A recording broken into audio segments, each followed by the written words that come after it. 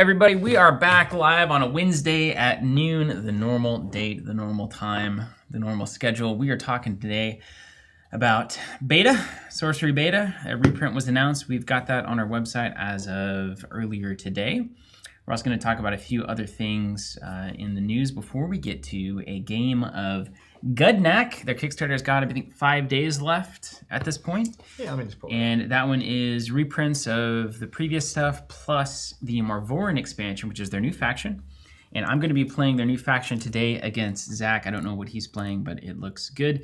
I'm going to try to do a better job than Ian did, or Zach's going to try to do a better job than Ian did facing off against the Marvorren. It was Tim on the produced video that was playing them. And you need to make sure that what happened to Ian does not happen to you, which is like the perfect storm of everything that Marvorren wants to do happening during the game. I will do my best. Like the big thing in the middle that's eating all of your, you don't want the moon to... the new moon floating around don't let that happen. during the business. Yeah, one of the kind of notable things about Gudnak as well, you mentioned the Marvorren, but they've also got the Gudnak Means War booster box, which I'm so excited to see how this plays out, but it's a completely cosmetic booster box that is collectible, that is draftable, and it only contains otherwise cards that you can get through non-collectible, non-randomized product. They're the first to do it, man. As you said, the first to do it. I haven't done a deep dive on has anyone actually ever tried to do this, but I do not think anyone has ever actually released the hybrid model. I've had a lot of conversations about it, but in a lot of ways, we're going to talk about Sorcery as well, but they're kind of on this annual pace as well. They have the non-collectible option to get all the cards, but then they also have the box. So it's I love seeing publishers explore the space of what's possible and doing different things and having these different approaches. So if you're unfamiliar with Gudnak, definitely check out their Kickstarter campaign. Stream's also brought to you by LaCroix. Limoncello. One of the best. Sometimes you don't want it though.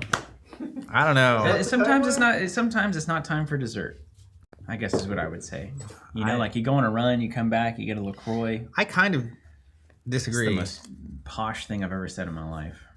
That's when you want the LaCroix? Go on a run, come back and get a LaCroix. I will be honest with you. I played this week. I played never done that. Full court basketball for the first time in years. I mean, years. Kids. Like, before you were alive years. You know what I mean? It's been a minute. That's a long story I won't go into fully. However, the end of that story is I'm at home on my steps. Dying. And putting Ben Gay everywhere. Drinking a LaCroix, but also completely immobile. Like I'm stuck. You know what I mean? On the stairs.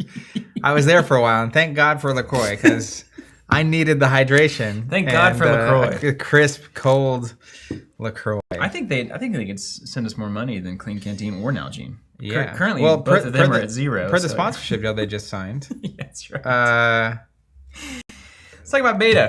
They are. Beta reprint. Okay, it's a reprint. Everyone's going to have opinions on that. Collectors have a certain kind of opinion. As things get less rare, generally the collectability is seen as less collectible. Just that, if there's more of something, it's easier to get. And a lot of collecting mentality is around finding things that are hard to get. So there's that. There's the investor type of folks that are buying a ton of boxes, and they're expecting them to increase in value over the years and kind of treating it as a long-term financial plan, which we would not suggest. And then, well, I won't speak for you, but I think that's about the worst place to put your money. But that's just me. You would not suggest, yeah. Some people... Worst is a strong... Not the worst. It's not the worst. And some people just like it. And so let them like it. I mean, it's fine if they like it. Let's just get into it. So, and then you have people that buy the boxes, collectible cards, somewhere on the investment scale, right? Yeah. Stocks and bonds and companies and assets. Index funds, etc. Okay, so where compared to this would you put, I don't know, like Bitcoin? So collecting? This is like collecting cards? Well, I'm kind of big on like physical assets. I like tangible assets. So I think it's gold above bars coins, are above sorcery boxes. I'm an assets guy too. I think gold bars are above, and houses and stuff are above sorcery boxes, right? So, gold bars? I think so. You know what my problem with gold is? It makes no sense. But nothing makes sense. If you go down that sorcery booster box, the gold standard either. far enough, yeah, it's like it makes sense more than just a digital framework. But then you keep going, and it's like paintings and stuff. Well, it's just an agreed upon medium, right? It's like money of any kind. I particularly like assets that do something. So card games fit into that category. They do. But I don't view collecting cards as an asset myself. Right. But some of it is cool, fine. And, you know, Rudy does his thing, and there's some people that like engaging with that, as long as it's done in a nice way that doesn't make our Discord awful, then I don't mind it. And then you have, obviously, just the number of people who have been clamoring for beta because they don't have access to pre-cons and can't start playing the game. And you have to wonder where all of those different pockets of what Sorcery should do, which one has the biggest sway and the biggest numbers and the biggest volume. Because the other thing that's interesting about collectability, just to kind of get this on the table, is that we just don't often talk enough. We don't often talk enough about the demand side of collectability. We always talk about the supply side, right? Not to get into like the Reaganomics of all this. No, I can't tell you how saying, like, here I am for this conversation. The stupidest thing that people kind of fall into is that if the reduction of the argument is if you would only print one of anything, it would be infinitely valuable, right? False. Yeah, it's false. Because you have to have a number of people that want a thing and less people having it than people want it for it to be desirable in any kind of a meaningful way, especially financially. So if this beta reprint, for instance, and I think this is the constant tension in these communities, creates 10,000 new players and 10% of those players want to now get alpha cards because they fall in love with the game or they want to collect curios from Arthurian Legends, that demand of new players getting into those spaces makes anyone who has previously collected those things happy because that's going to increase the value proportionally to the number of new players that want those things. So I think you have to ask, and this is what we don't know, nobody ever knows this, these are kind of the bets being put on the table. Are we going to be creating more demand for Sorcery by getting an easy pathway into the game, getting players onboarded, getting a new organized play program going? Are those kinds of moves that are reliant on beta being available as the pre-con starter base core set, is that going to generate enough new players that is going to offset the increase in supply of the things that are being collected? That's the collector math that the collectors have got to do, right? The new players don't care. They just want to play. Yeah. And the players in general don't care because either prices go down or these prices stay about the same, or maybe they go up a little bit. But in the grand scheme of things, it's probably only upside for players because they get new people to play against, the greatest thing on earth, and probably cheaper singles in the long run, you would think, of certainly the non-collector item things. I mean, it just depends on, are there enough new players joining? Because you were saying alpha prices possibly go up if the game grows, but the same is true of beta, depending on the level of growth. Right. But not having product at all, hard to grow. It is challenging. It's even more challenging for a game that only releases a set once a year. Yeah. When you are at least releasing, I'll use Star Wars Destiny as an example a lot because that was my first true experience with the TCG in the modern era. And we'd taken a break from TCGs because we were focused on the FFG LCGs during the prior phase. And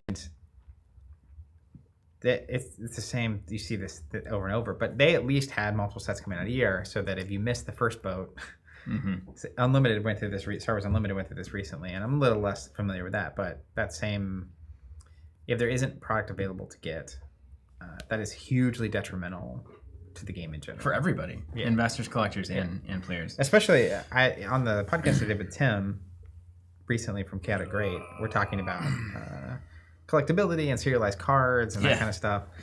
And, I was telling him in my childhood, no one had to tell me that Charizard was collectible. Right.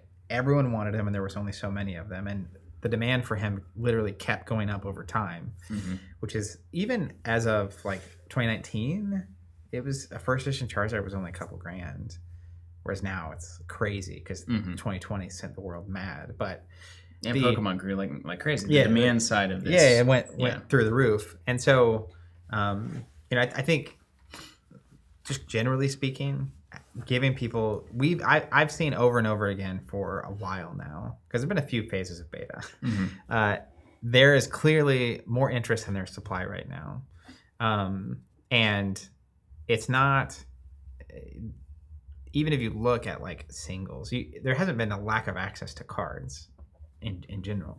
But I see all the time people saying, I think it's easy as a TCG player who does this a lot. to assume, hey, if you want a deck, you just go put a deck together and buy it off TCG Player and get the cards. Hey, new person. Yeah, brand new person. But so one of the biggest realities of Sorcery is it is so appealing for people that are not familiar with this space. And they come in and they're asking, how do I get a pre-con? And there are no pre-cons. So now they're pre-cons. Go buy one on the secondary market. It's like, no. Make it easy. So this is an easy way to do it. Anyway, those are available on our website. The MSRP did increase due to the tariffs. $10 on both of those products. I'm almost certain it's because of the tariffs. It was manufacturing costs, but we know what that means.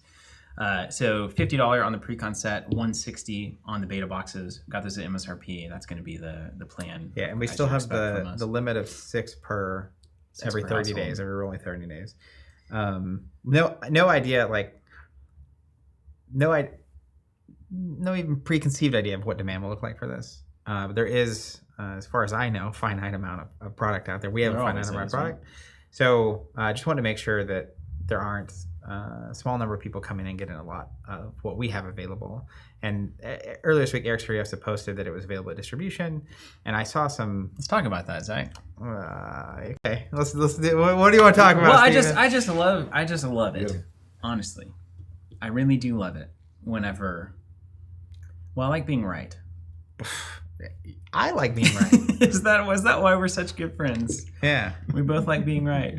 I think we're the only two people on the planet that like being right. Yeah, as long as we can both be right together, what could go wrong? Listen, here's the thing. This is what we've been saying the whole time. We've been saying this since we tried to get a guarantee of a certain number of Arkham Horror packs from distribution and Asmodee and all of this a decade ago, nearly. You know what's funny? A decade ago is 2015, which is before we really got back into TCGs, actually. Destiny was the first one after a long stint away, which was 2016, which is also the year of Arkham. And it was really 2015, 2016 when we started the crucible of trying to deal with allocation. That is crazy. Yeah. You remember putting on the strategy board that we've got to find a way to not have to deal with this. Yeah. It's killing us as a business. Yeah. And we did. But in retrospect, now looking at, the things that are happening in distribution right now and seeing the speculation, the internet is just so funny. You just see it every time. So what happened is the announcement of beta is back at distribution. Local stores can now order it. Happened. Yay. Local store owners saying yay. Players saying yay, I can have it at my local store, etc. That then is kind of immediately preceded by, or postseeded? Preluded? Postluted? Proceeded? It was preceded and proceeded. It was proceeded. Proceeded a word? I don't know.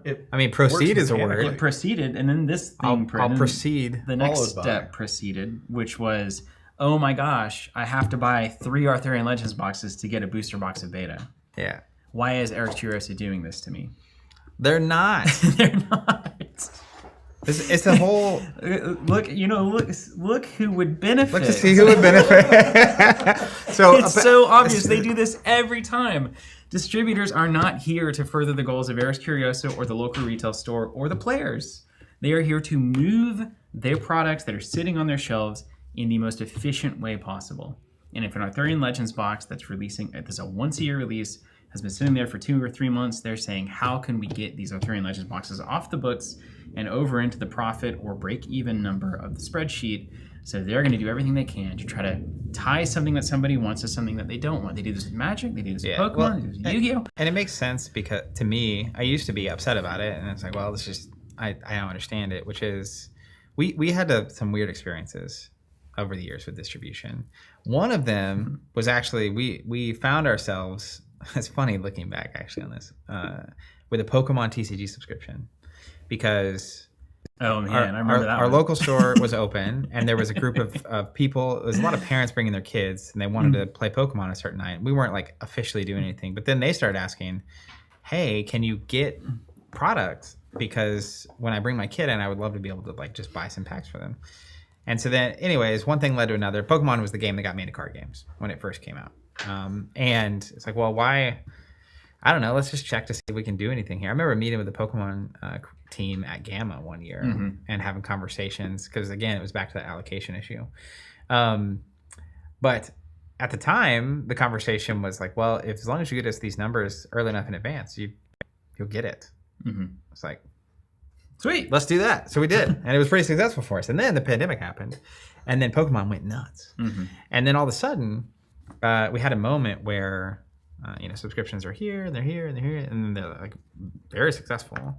And then distribution's like, well, you can only have this much. And that, okay, you're allocating us. I've been through this thing. Demand has spiked because everyone's trying to get it, and there's like 1,000 new stores that signed up to buy product and targets are getting mauled for all that whole thing. Anyways, the reason I share that is the thing that really got me and blows my mind, because we've had the fortune over time, having those allocation issues a decade plus ago, to just start working directly with people and dance around that issue effectively. But months later, the distributor who had previously told us, if you get us the numbers in time, you won't get allocated, came back and they said, hey, the other 90% of Pokemon boxes you ordered are now ready for you to order.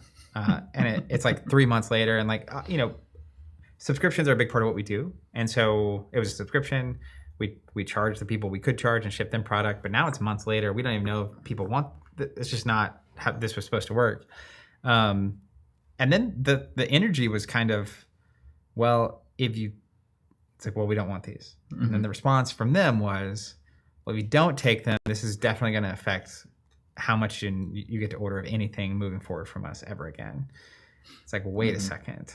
It's like, well, the deal that we made was based on an offering that is all about release day delivery and release day products and all of that. Everything was made in the auspices of that offering. You cut us out of our ability to do that, which was the entire deal to begin with. And then you come back 3 months later and say, hey, the bad part of the deal for you and the good part for us is what we now want to make good on. And it's like, but that's bad for us. Yeah. We wanted the deal that we made, not the deal that you're now giving us 3 months later. Making up and then kind of threatening us. And then threatening, with future things. And that was the end of it, really. We saw similar play out with Arthurian Legends second wave, actually. I heard this through the grapevine. So if you're a retailer that this impacted, or if you're a player who heard stories from retail, I'd love to hear from you in the chat or in the Discord channel even. But effectively, people are Arthurian Legends. First wave happens, they get allocated. Second wave shows up, and then it's like, all right, the other half of your allocation is here now. Take it, or Right. because at least when I was engaging back then, it's like, it's not like you sign a contract that says I ordered this, so I'm going to definitely order and pay for it and stuff. Which is what they should be doing. I mean, it's probably hard, but it's that's it. Anyways, really but with Arthurian Legends, the second wave, seemingly distributors were in that same posturing happening. And then yet again here, you finally get this reprint of beta, and suddenly it's bundled to Arthurian Legends, which if you just have Arthurian Legends on the shelf, you might be thinking, we have Arthurian Legends in stock. We could have done the same thing. It's like, hey, we have beta again, but to buy it, you have to also buy Arthurian Legends. But that's such a short-sighted reality to me, it's like, I want players to have access to beta and precons so they can actually get into the game and buy what they want to buy. And then you know what? The chances of them buying Arthurian Legends get a lot higher. Of 100%. But distribution, you just have to realize, even Sorcery X Curioso, which is a very successful game as far as I can tell across the board, even the stats they're giving SorceryCon, it's like, this is, of indie card games, they are at a different level. They're still a speck of dust compared to Magic and Pokemon, Yu-Gi-Oh! On the scale and the volume and the money being made at distribution. So to them, if Sorcery survives or fails, I don't think it actually matters. They don't care at all. I don't think they actually care. Schemes, maybe. And there are people that work there, and I'm sure there's a level of care in terms of tabletop and the industry and stores and product and stuff. But they're for-profit businesses, and that's what they're there to do. And it's your fundamental model, right? You are focused exclusively on short-term turnaround warehouse space, dollar per square foot, profit per square foot every quarter. Those are your metrics, right? Your metrics aren't what's the 3-year growth curve for Sorcery. You can't care about that in the business. Your entire business is, I have a certain amount of space. I can bring things into that space, and then I can sell things that are there to make room for other things I can bring into the space. And that's the whole game that you're churning and playing. So when you see something that has a shelf life, has been on the shelf for X number of months, and then you're like, I have an opportunity to get that off of the shelf, make some money off of it, and bring more stuff in to replace the space that it was taking up. that's the financial decision you're going to make. Yeah. But that's why this whole publisher, distributor, retailer, player pipeline can be so problematic, because the goals of each of those entities are not aligned at all. The publisher and player are the most aligned as what they want. Products are made, products are bought and played. Yeah. But the distribution has a very different value set that they're operating with that is not in line with that. And then you get to retail stores, and especially for indie card games, the incentives for a retail store to sell a card game like Sorcery and to run events for a card game like Sorcery or Alpha Clash or an LCG like the upcoming Hub World is much different than it is for a Magic or Pokemon. Mm-hmm. And so they do things that make sense, but those things that make sense are not always great for publisher and player. Okay. So you find yourself in a forever, perpetual washing machine of suffering. Yeah. I mean, and to be clear, and we've outlined this before, but I think it's important to illustrate here with distribution. Traditional math, and this is, percentages get fudged depending on relationship, situation, etc. But MSRP product, $100, distribution pays $44 to the publisher, and the retailer pays $50. So just distribution gets $10 on that. To get that $10, they had to buy something for $40. So their margin, they can take a bath real easy. Yeah, so they have to clear, because of that math, they have to clear 80% of what is on their shelf before they break even. Yeah. So they necessarily have to sell almost all of what they sell. So that makes them very risk averse. Mm-hmm. They don't want to take chances. If they have an inventory and it's just sitting there, if it's the last 25% of inventory, they have lost money until they get to that 20, and that's break even. Isn't that crazy? And that's not talking staff time, warehousing cost, insurance costs, that kind of stuff. That's just pure math, like the product cost math, gross math, before you get to like net margin and all that kind of stuff. So anyways, it's not, I still don't think they care that much about most things that aren't making them lots of money very easily.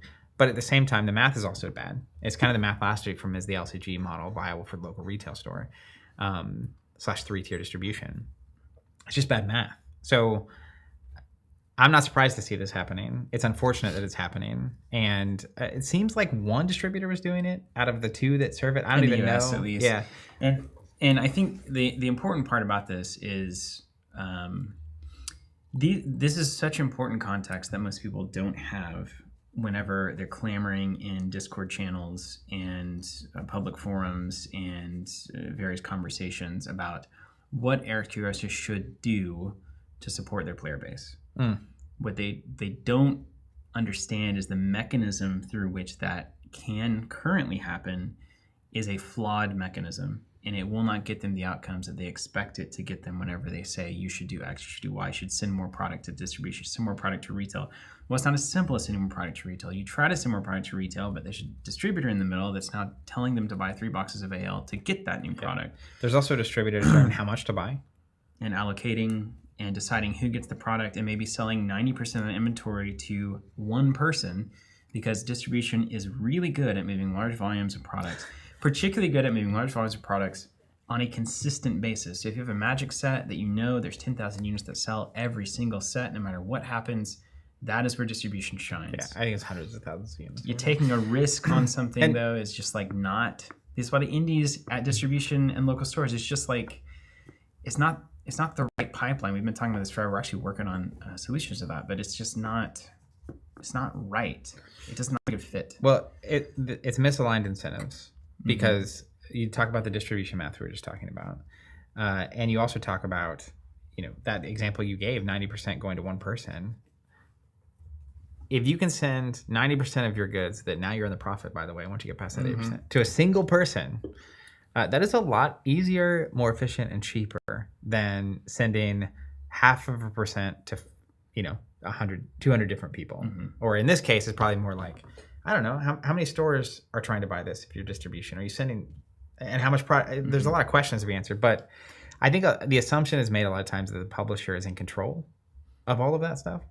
And in my experience, they're not. Like 90 and 95% of the time, no input whatsoever. And I know that because in the old FFG days, prior to Asmodee, FFG distributed product through distribution.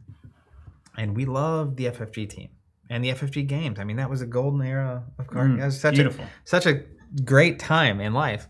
And we were working directly with them to do, you look back at like interviewing Christian Peterson on camera and having conversations and going to Worlds and all this stuff. And we still had to go through distribution. And you see how they treated even FFG, who at the time in the industry was a pretty notable, like X-Wing Netrunner days were they're big things going on there. And we were getting allocated on Netrunner packs. And there was no way to prevent. There's nothing even Christian could do about it from happening. So I just think there's so much, and I say this as delicately as I can. It seems like, oh God, what am I going to have to write an email about?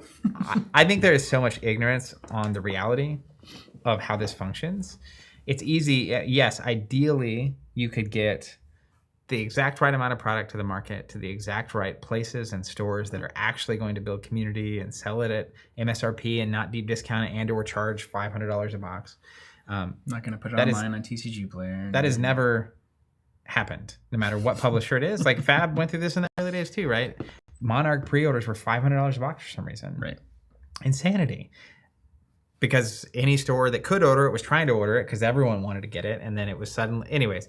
And then it led to the big overprint, or they way overprinted that product, partially from all these signals because retailers are over-ordering, knowing they're getting allocated. They're ordering from every distributor they possibly can.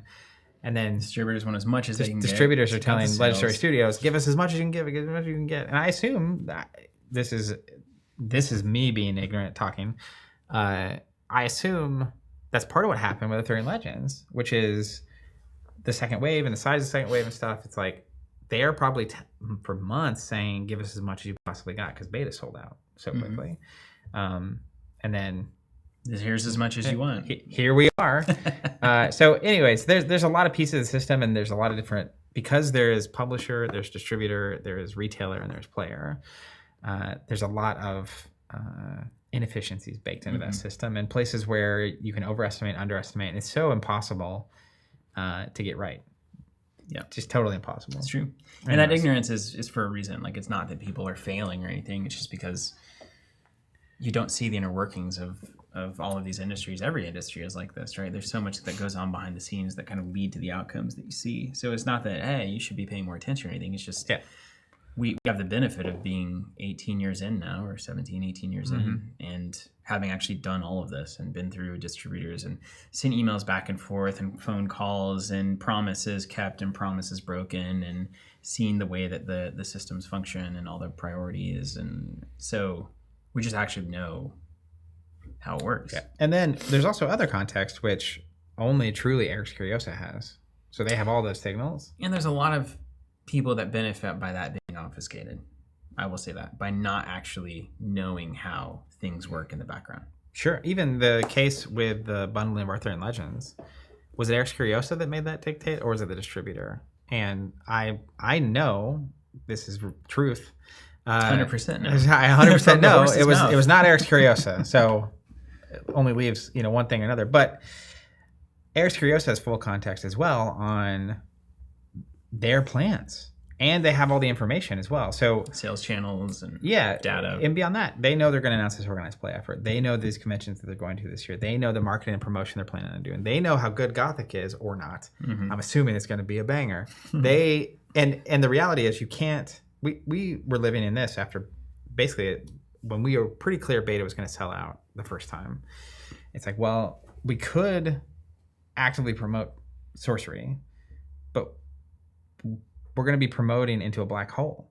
It's like Eric's Curiosa can't proactively take initiatives without product. So if you spin it back a little bit, actually, of course they reprint. If you're out 6 months ago, 5 months ago, whatever it is at this point, and you want to be very proactive and you want to do this event series and you want to have the cornerstone events at all these local stores and you want to grow the store base and you want to grow the player base.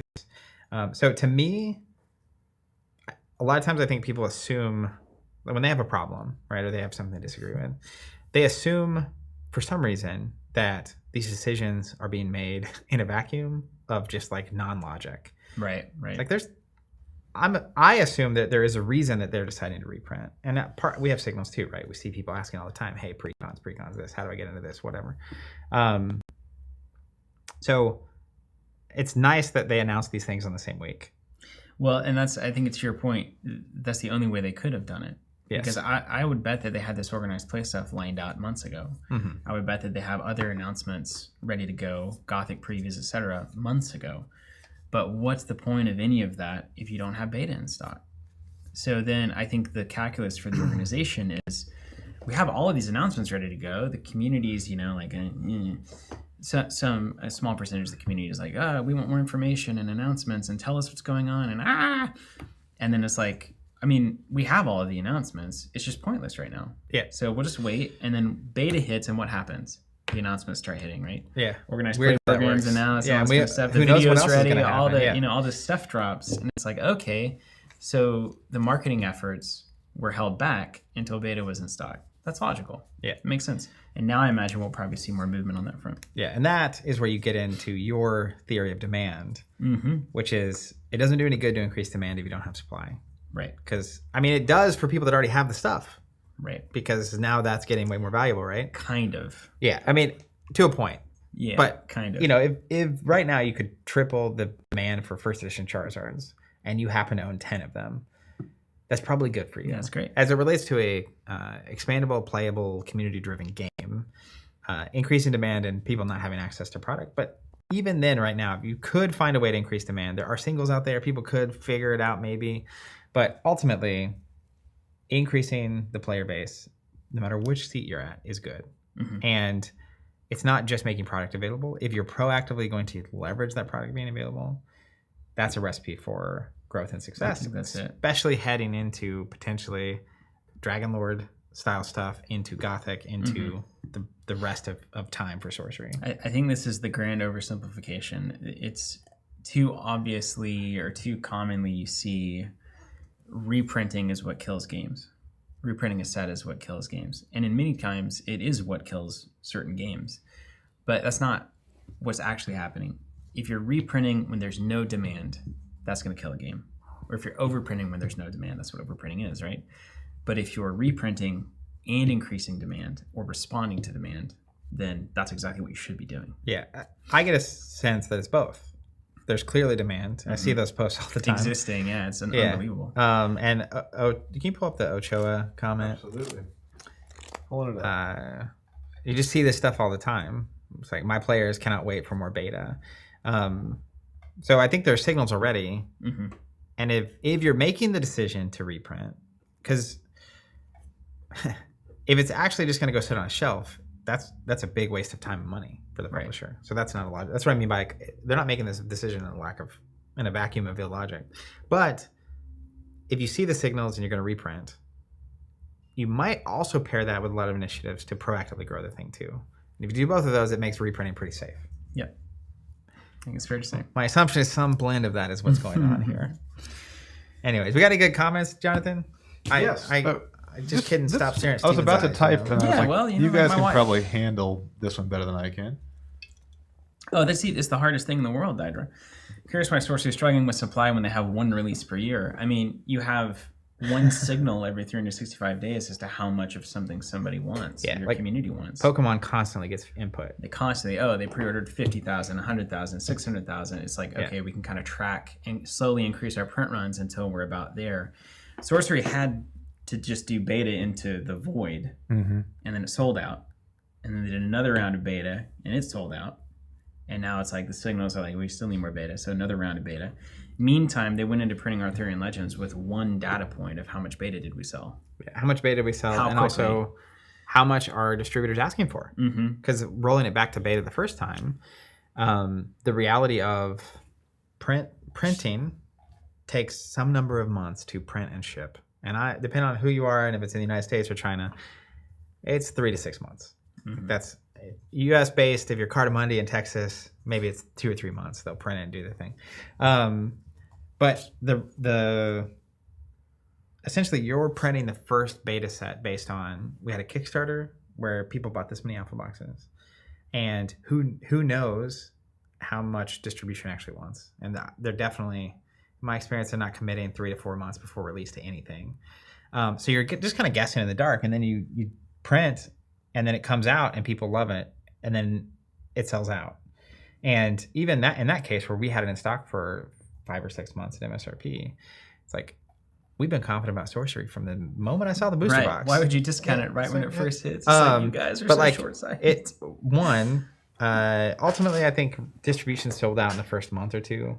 And you saw tons of retailers listing at deep discount immediately. Right. That's their game. And it's like, all right, you need a product, get it in, lower the cost. Boom. But you could blame Eric's Curiosa for distribution's amount of product at that point. But it's not as though they were like, hey, we would love for you to order a bunch, and then distribution's like, we want to order a bunch, and they're like, nah. It's like, we probably hit print, we have a finite number, and now you're asking, right, 2 weeks out, 3 weeks out, and the first set's always tough for any game.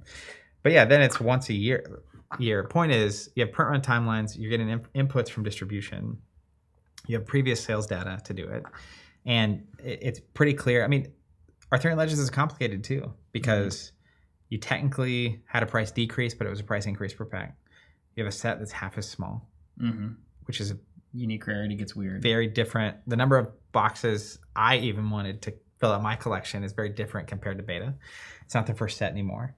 You can go on down the list, the design of it, the way uniques work, the uniques that aren't unique, and just the whole pie. So yeah, they have as much information as a typical game would have on month 4, because set 1 comes out. You've already hit print on set 2 at that point. We saw this with every game ever.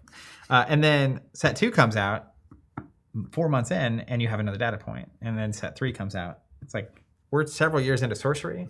They have a few 2 data points, which is just one of the downsides. And I think it's smart. They're trying to fix this with the dust codes and trying to understand how many boxes are being opened and getting additional data sources coming in. Sorcery Play Network. They're trying, they're smart. They're trying to get as much data as they can, because they know that they have a big gap between sets that they're going to have to guess at when the print numbers are. And I do want to say, again, I feel really bad for local stores.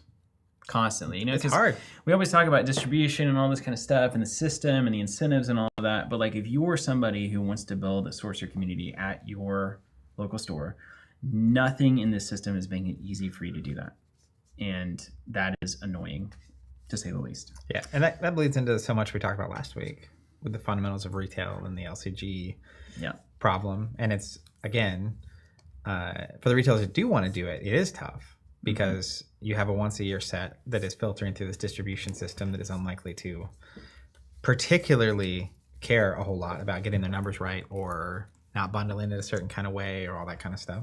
Yeah. But yeah, it's tough. It's all part of what There's makes it tough for indie card games to do anything. There are better ways. I've got a question from Riley Carter here. Yeah, Riley. I think it's the Riley? lost art Garrett, question, I saw your name in the chat. I want to say hi. which is basically, with all that you guys have said, why distribution? Why are they still doing it? I mean, it's a proven model for this industry. It's been around forever. There's a certain not entropy, just a certain habit to it. That it's established. It's easy. There's a big place that says, we'll take a lot of your stuff. We'll take 80% of the print run. All you do is send it to us. And it's not great for you, but it's an immediate, simple solve it. Remember, most publishers just want to make a great game. The last thing they want to do is deal with the logistics and the shipping and the worldwide fulfillment and where does the product go and who gets the distribution and how much percentage does each region get and all of that. Eric got into this because he freaking loves art and he loves hand-painted traditional stuff, and he wanted to feel like playing old Magic and like what he felt playing a fantasy TCG as a kid. He didn't get into this to play Container, the board game, or whatever it is. It's not a Euro, establish my resources and build a great shipping network and logistical partners and all of that. So most of the time, the simplest solution is just, I can just send it all to one place and get a paycheck and be done. Yeah, seems great. We know the downfall of that approach, though. We've seen how that affects everyone down chain from the publishers that do that, especially whenever there's any kind of turbulence or when your game's not just absolutely super hot all the time. So that's why. I mean, that's why it still happens. I was going to say, too, and it's the only way to get to retail right now. We saw Flesh and Blood attempt to remove a node. So they originally launched serving retailers directly.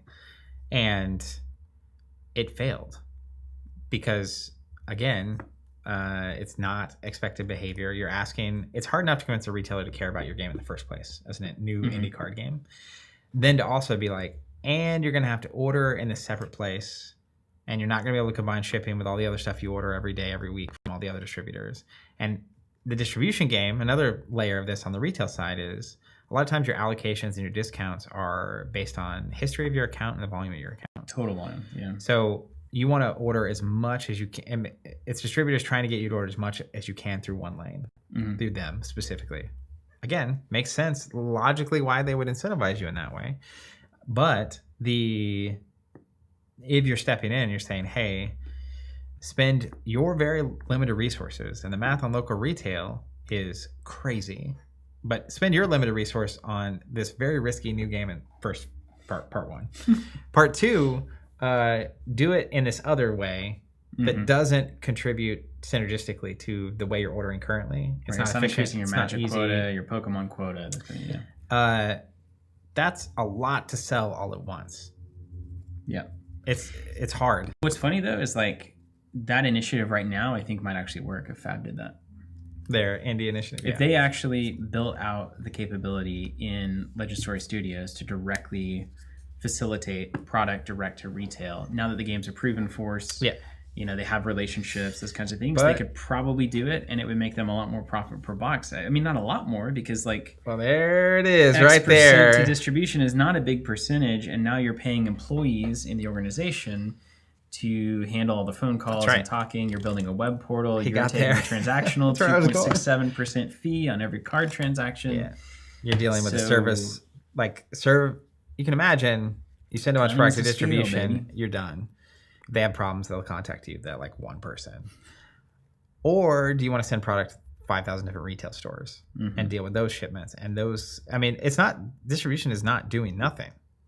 Right. Side note. Yeah. But at the same time, like the other part of that for a game like Flesh and Blood, while they probably could do it now, is it's working. They hit the sweet spot of where distribution actually works well. And so what is their incentive to change anything? Like, if you're on that trajectory and that level of success, my suggestion is change nothing. Like, just enjoy that. You know what I mean? When success isn't now, enough, that said, if distribution is causing you, Flesh and Blood, or whoever, if the problems are big enough for the long-term health of the game, yeah, of course, now it's not even about what percentage am I making right now on this transaction. It's, I need to make sure this stays healthy. Yeah. But seemingly they got to the scale that, and that's like the catch-22. It's like, well, when you get to the scale where you actually could break off, there's no reason to break off, because that's exactly what distribution is built to do. The volume. That thing you're doing right now, nailed it. Perfect. It's pretty amazing. I do think it's giving some perspective, like you were doing earlier, Stephen. I think it's probably true to say that this problem with distribution affects almost entirely indie TCGs. Board games, great. You print your board game, you get it to distributors, it gets in stores, some people pick it up, fine. Yeah. If you're Magic, Pokemon, etc., Fab even, it's already working for you. It's that middle ground between when you want someone at a store to be playing your game regularly and you want to keep product in people's hands regularly, but you don't have a big bat. You don't have the high volume, you don't have super demand all the time. That's right. Yep. It's the ashes, it's the... Yeah, and they're not even incentivized really to fix it. 90% of the industry. Yeah. And then also those same companies, because they're scaled, it's already hard enough to make the game part happen. But then it's like, hey, do you want to solve distribution? Yeah, how to get your... let's make a new pipeline. You know that thing that literally not even Magic does for themselves? Like, that's actually maybe the better litmus test. It's actually like, crazy. Why isn't... Or Magic and Pokemon still using distribution? Yeah. It's not because they're dumb. That's right. I'll bet the terms are unbelievable. Yeah, Can you imagine? Well, I mean, there's a reason. It blows my mind. I remember one of our Pokemon allocations, because allocation is like the hot button word around here, just so you're aware. We're on a 10+ year journey to destroy that word. But when we got allocated on one of our Pokemon situations, I just remember talking to them the week it was releasing, and they still weren't quite sure how much they were getting. Yeah. Not crazy. Yeah. That's really crazy. Yeah, because Pokemon's in charge. You know what I mean? Okay. Anywho. Well, happy to talk about this more as we go along as comments come in. But first, I would like to mention, I see Chrono Core in the chat here. That's right. So y'all should go check out Chrono Core, the trading card game. This is a quality trading card game. I did something kind of special. Did you? Yeah, we'll see. We'll see how good it is. So Ryan has been a huge contributor in a Discord and the game design channel. We've seen this game for about a year plus go from idea and concept to demoing at PAX to play testing. He sent us all another of copy. that. And to see the finished product now hitting the Kickstarter is awesome. So just, Ryan, you're in the chat. Huge congrats. That is, you have done something that 99% of would-be game designers want to do and never actually do, which is you're actually bringing a product into the world. So that's amazing. Congratulations. It's that we didn't think it was a perfect fit for us at the time, at least not yet. But that doesn't mean the quality of the game isn't there or that the effort isn't there or any of that kind of stuff. We have to be very choosy for different reasons as well. Just looking at a product mix and is this competing with X? Do we have too many TCGs? Those kinds of things. So Chrono Core TCG, mech-based dueling game. So it's kind of like a flesh and blood, but you're a mech. And really fascinating, not your same old reimagined, rehashed system that you've seen before. Very much inspired by its source material and trying to make you feel like you are sitting in a mech and worrying about overheating and all these kinds of things. So check out the Chrono Core TCG on Kickstarter if that sounds like something you're interested in. That's right. You guys can't see it, but I've got the Kickstarter page on the bottom half of your screen. But you can play constructed, draft, and I can't sealed, see it. We can't see it. No, unless you go live. Oh, but it's happening now? It's happening now. Oh, I see it. 2v2 team battle, PvE even. Yeah, doing PvE as well, yeah. Just hitting everything. Got real artists. I just see the it. whole darn Yeah, thing. nice. It's so much work to make a game, an expandable card game.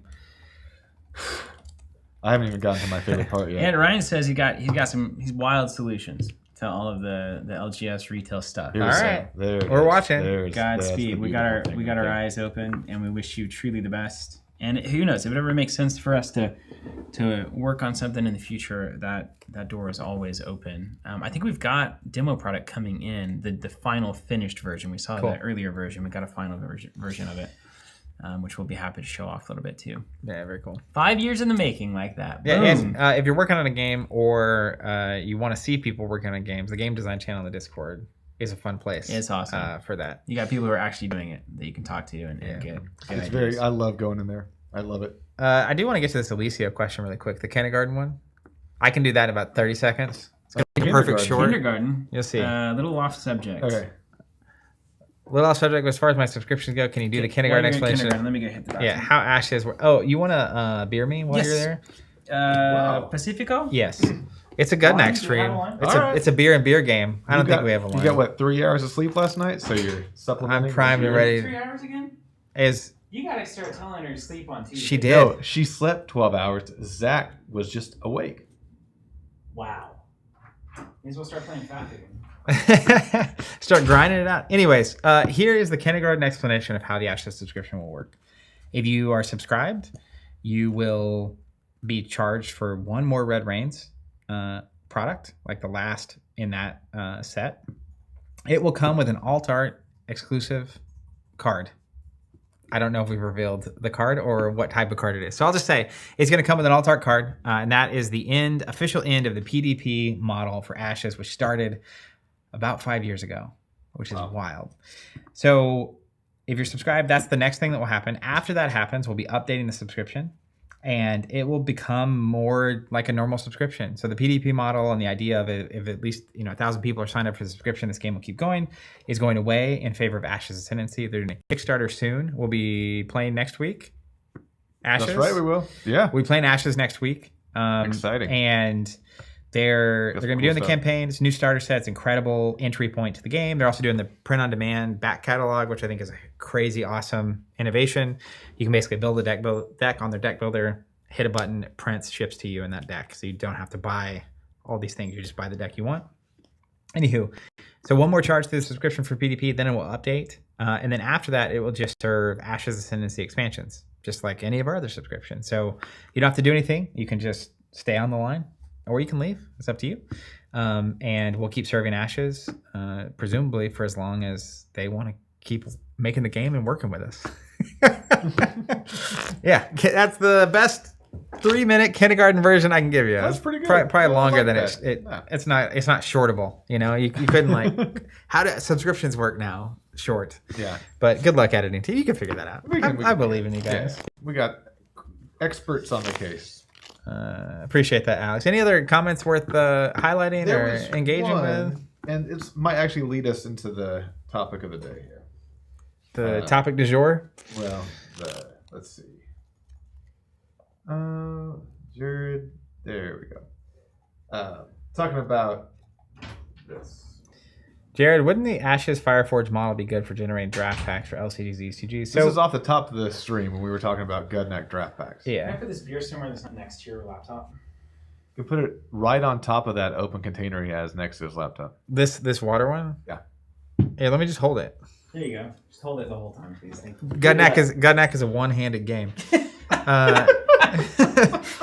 Put it on the well, box. hey, to somehow being here doing Cheers. this. Yeah, and hey, cheers to all of you for being here. And our sponsor, Pacifico Cerveza. It really is Es muy cerveza. wild that this somehow works. It's more beer. I think it is in trouble with different languages. Oh man, it was so high up there. Hold on. Fireforge reprint. Oh yeah. So I think maybe, but not really. So the problem is short run prints. Short print runs? Not short print runs, but like printing a deck or printing a booster pack is per unit so comparatively expensive. I think if you can do that, it would be simpler just to make your own cube out of the Gudnak sealed product. Someone was asking about that in the Discord. It's like we released the list, the booster box list for Gudnak Means War, which is the collectible booster box. If I want to make a cube that basically matches that experience, and they were essentially like, yes. You'll be able to loosely approximate what that is like. Obviously, there's a randomness to these print runs and the special rarity and all that stuff that you can't quite get, but... Mm-hmm. You're not holding your beer. Oh, it's so knockoverable. Yeah. Unbelievable, dude. Your elbow was like so close. Anyways, I don't think it makes sense from a financial cost perspective. We still don't know how much those Ashes decks are going to cost to buy the deck or the collection or anything. But in my experience, the cost per unit on even something, I would assume like Keyforge, it's actually not. It's a good bit more expensive. Like there's a pretty good reason that's not already happening elsewhere, and you print at scale, right? Giant sheets with giant cutters and printers, and like the fidelity and the quality and all that stuff, and the scale of even collation happening. So, anyways, you could, but I assume it would just make more sense to cube it out from your present collection. This is a shot here around the world. 1-1-1. 1-1-1. 1-1-1. I wish I had chill friends to game with. All my board game buddies are hyper competitive TCG tryhards. They should have kids. They should have kids? That'll solve it. Yeah. you know, that's not true. I know some people who had kids and it did not solve it. Yeah. And those poor kids. Wow. Not getting any names here, of course. Man, they're on the tip of the tongue, though, you know. But you know who you are, you know. No, I mean, you know what? Is there a way to get people to have more fun with trading card with board games and stuff? Play Gudnak? This is one that could bridge them. It's not. You just have to have a different value set in place. Yeah. It's just, well, actually, I was talking to John, the other editor, about this today, the other John. The other editor. And we were referencing the conversation you guys were having in the podcast discussions about how Steven may ultimately be the better card player, but Zach has the thing inside him that makes him more relaxed the better he does in the tournament. Yeah. And I just don't know that that can be taught. Like, there are people who enjoy rising in a tournament, and Zach, as casual as he is, has that gene. He likes wrestling. I was telling him about MonCon and about how I was the guy that was playing the people that had to buy, and I was just having fun, and that was great. And it was great for the people playing me. It was great for me, but that was where I belong. Yeah, and you then weren't like Zach is like where he belongs, and Steven, you're in the middle. Yeah, well, and then I'm trying to take something that doesn't win to the winners. Yeah, but that's where which you is what I belong. love. I like to squeeze that forever, and then eventually I did. We did. Didn't I win one of the Moncons? Didn't I beat you on Kondo with the Quotient? I beat you. Did you? Mm-hmm. That's not how I remember it. You know why I remember that? Because your name's on the belt. My name's on the belt. Yeah, that was the last time we put the belts up too. Honestly, my goal though was I wish to I had get the a belt here Quotient now. to the finals, which I did. That was glorious. In all of our time doing this, there's only been a handful of times we ended up in the finals together of anything. That was one of them. That's probably the first one. And then I beat you with the Gungans in Destiny. You did beat me in the Destiny tournament. Ha, got him. Yeah, you did Finally. But yeah, all that to say Yeah. is, I think that where to get real abstract, where your body wants to be in the tournament structure, the actual thing that you're born with, I don't know that you can change much, but you can change a little bit of the sweatiness. You can change a little bit of like why you're there and just understand, yeah, I like doing well, but it's not. Well, it's just getting better. Like you have to teach kids how to be good at competition. I'm teaching my You're son teaching now your son this right how now. to lose. That losing is okay, and like it's part of growing. And not in my learning. house. Yeah, but I mean that's true. I Lily, you're a remember- winner. Man, I remember You ain't going first. to played Trivial Pursuit with some people in college, and one of them just lost their minds because it was a competitive situation, and I can feel that in me, and I could put energy towards Embrace that. it. I could go that direction, or I could fight against it, and two wolves, etc. But that's a natural instinct. I mean, my son, the first time my son lost anything, he cried, and luckily I was able to, say, hey, losing's cool. It's fine. It's fun to But he lose. sure does like to win. He does. He's He a does. winner. He does. I think there's a lot of layers to that. Even you in your early one thing you said was your place in a tournament. I think even just assuming it has to be a tournament, we're already layer pretty deep into this. But I look at something like what Alpha Clash is doing right now, which is a huge push towards prioritizing fun over competitiveness. But they want it to be competitive, but not at the cost of the fun. Yeah. So I do think there are things games or publishers could do, even Sorcery, with this tournament series that's happening. There are some people that can be max competitive no matter what it is. You could be rolling dice. I mean, most of the competitive players are going to compete no matter what. But when you have... I witnessed this firsthand with Flesh and Blood, where that's probably the most competitive game I've ever played that also incentivized the competitiveness with literal rewards. So there were a lot of people, I love competing generally.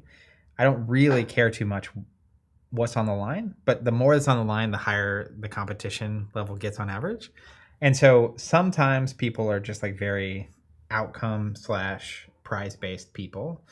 And that's not usually I love playing against people that also just like to compete at that level. And it's not just so happens the prizes gets the most amount of those kinds of people involved. But that I think about something like Sorcery, the way they're doing their events, and we'll see. But in my mind, Sorcery can truly only ever get so competitive. And that's partially going to be based on the game, the design, the way the cards are written, the way the organized play works, the fact that you have a golden rule, but then also what are the events structured like, and what incentives are being put online. Compare what's Alpha Clash doing? Give the rundown. It's so cool what they're doing. They're actually doing it. It is so cool. Yeah. And to see the fruits of that too. The community has been awesome. I was reading their blog, and I was so happy they got a bunch of positive feedback about what they're doing. Yeah, they really cool. did. So basically, they're doing a few things. One is in the game there can be locations on the table, and so take over for a second. I got some business. And so they the first one they had was we're still in March. was this month. Not even Anyways, they had one in Pasay, which is in the Philippines, I believe, and they had one in Vegas. And in Vegas, there was a card called Somewhere in Vegas, a location, that was in play all weekend, every game, in the tournament, in the Gambit mode side events, in the whatever. It's this card is in play all weekend at this thing, which is really cool to me for a few reasons. One is because their IP is set in or on Earth. They can have a card that is actually set in Vegas, right? So you have a Vegas themed thing that is the promo you get for coming to the event. So it's a keepsake that is kind of commemorating this thing that you did. It's also in play all weekend, so you will associate this event with that thing. It also fundamentally changes the way the game's played. They just announced the one for, it's called Somewhere in Des Moines, which I'm going to in May, which is their national championship. Can't stop this guy. and it fundamentally changes the entire game. So I committed on stream, my solo stream, to playing Death, the contender, who's one of my favorite contenders in the game, probably my favorite. No matter how good or not she is, that's what I was going to play. And this vibe fits with the Alpha Clash ethos that's now in the air. But I had committed to doing that. So even prior to them showing this card, I had 5 different Death decks built, like digitally, ready to test. One for each color pair, basically. And then this got announced, and it was every one of my decks, 20 of the 50 cards changed. Like, because it's that notable of a thing. So one card gets introduced for this one event, and it totally changes the whole thing. So there's that going on. But then also, they have this thing called bounties. So they pick one contender for each color, and they're incentivizing people to play those characters, even though you're probably not going to win the tournament with that character. If you're the top performing player of that character, you get a full art, basically, card, a bounty card that's really beautiful and awesome looking. And so there's that. And then secondarily is just how much you're incentivizing actually winning is relevant to this. And they're incentivizing it, but it's not extreme. Like, you know, I've played in battle hardens that have for Fab, which is like one level above like a local regional type event, that have significantly more on the line than their national championship. So anyways, they're doing a lot of things to inject fun into their environment intentionally. And so I think there are games that are exploring this kind of thing. Gudnak to me is another one of those games where I think it only gets so competitive or sweaty ever. And so if you're playing Gudnak with other people that play, but the downside of some of these games is that they're indie small games, so it can be hard to find people to play with. But that's something like Alpha Clash or even Sorcery now doing, where you have these kind of tentpole events. So Alpha Clash is planning on doing 4 kind of bigger level events, like a national pro tour level, two of those, and then like Clash Ground, which is like I don't even know what to compare it to in a different environment. Anyways, so there's at least that. Maybe you can find a game that, like Sorcery, if they're having these various events structured throughout, and there's obviously the player run stuff too, like Sorcery Con. But you can go find people. That's what I loved about the first Sorcery Con last year so much, was that we were able to compete, and there's basically nothing on the line, actually. But there were people there that wanted to compete at Sorcery. I was one of them. Yeah, and that was very enjoyable for me, but it also didn't prevent a lot of people from participating that didn't feel like they were competitively good, and they could have a good time. So they exist, and they're out there. And then the other thing, I would just encourage, keep trying. Keep trying to find people that want to participate at that level, because they do exist just like you, and whether that's being on Discord channels and whatnot, and just being available. And that's, I've seen people, this goes all the way back to an event we hosted called MonCon 2010, 15 years ago. Love it. Love it. Talk about it. One of my favorite things about that event, we hosted, it was one of the first things we hosted, it like in that kind of way, like officially. I think we did like a spoils something at a hotel before that. You remember that? I want it. I have a picture of you with the craziest beard imaginable. Craziest hair too. I want it. I love spoils seal. It's still my favorite of all time. So so open. MonCon 2010, I was meeting a lot of people. Most of the people that came were from not Tulsa, and I met people from Chicago several times. And at one point, we were out at a meal, and I was asking how they met each other, and they were like, at check-in yesterday.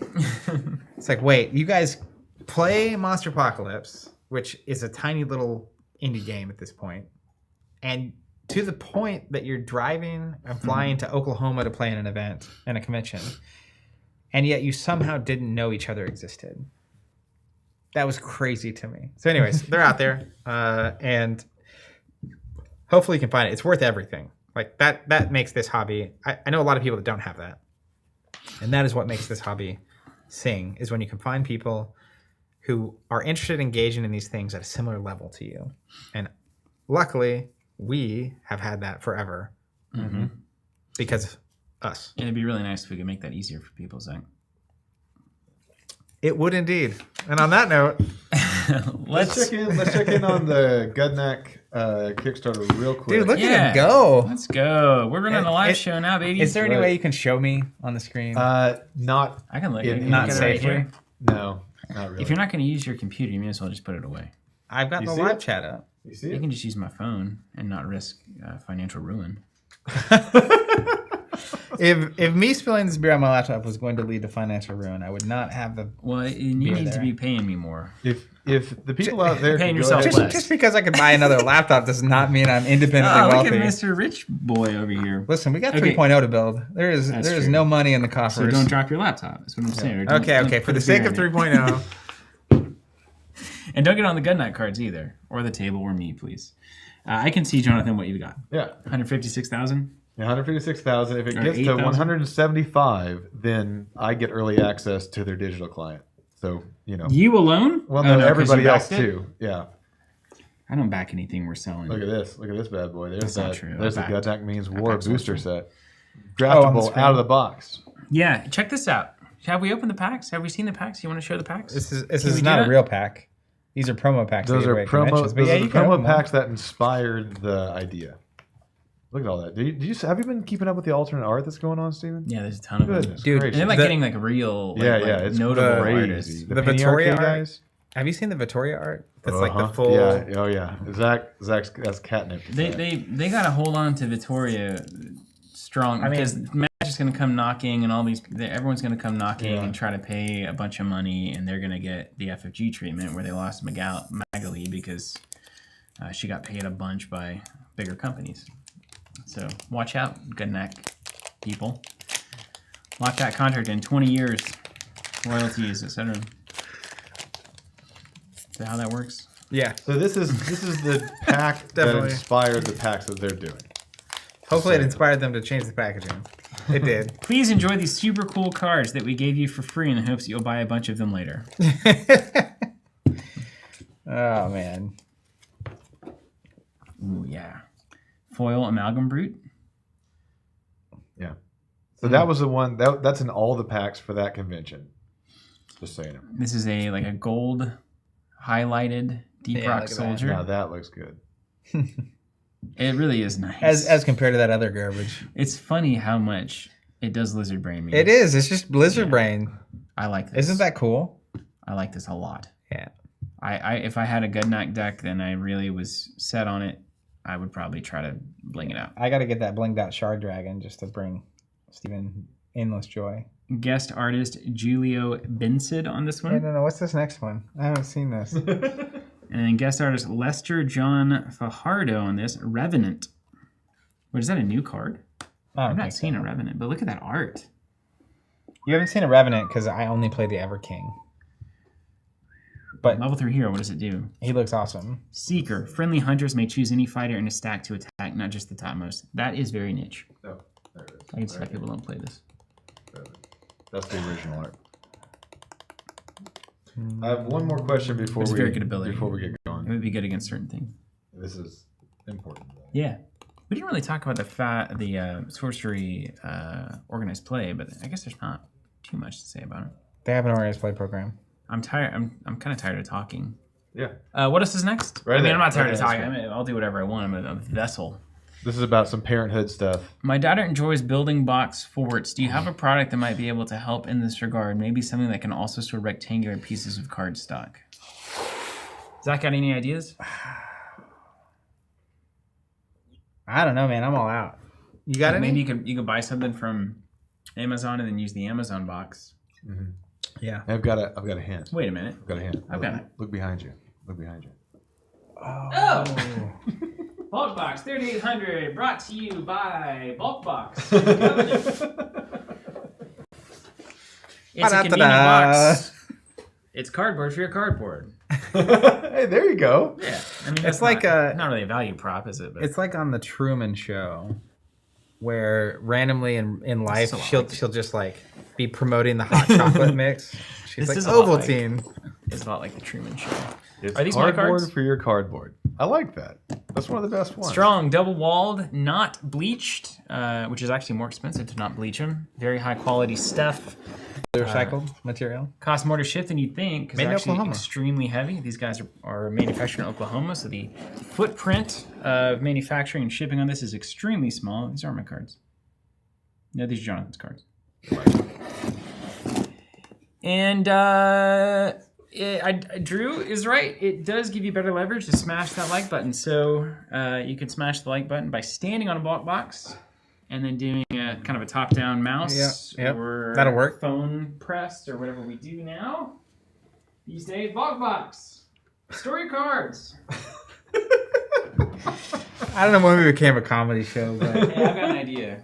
What if at the beginning of every video, Zach, we started off camera and then we screamed something as we came onto camera? wait a second. Like we're just like, Covenants! No, you just say, block box! Cardboard for your cardboard! Cardboard for your cardboard! All right, today on the show, we're going to be talking about... No, wait, that's what the people do. That's what the internet does now, right? I have a feeling everybody's emulating Rudy. Yeah, I just have a think feeling you're that's right. where it comes from. I don't know if it's... Well, the walking on the screen and screaming something, yes. Yeah. But that style of video-ish is just like an internet thing at this point. It's just the internet It reminds me a little bit of selfies in a lot of ways, but specifically, I remember when selfies first became a thing.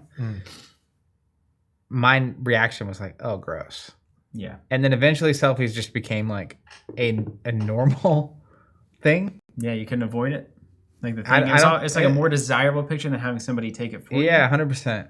Is it more authentic? I don't know. It's just a reason not to talk to somebody. But Just another reason. Just another good reason is not people say just anything. like talking into their phone as a video they post. Yeah. Is a larger percentage of videos on the internet now than ever. Gets like millions of views. Just loneliness, probably.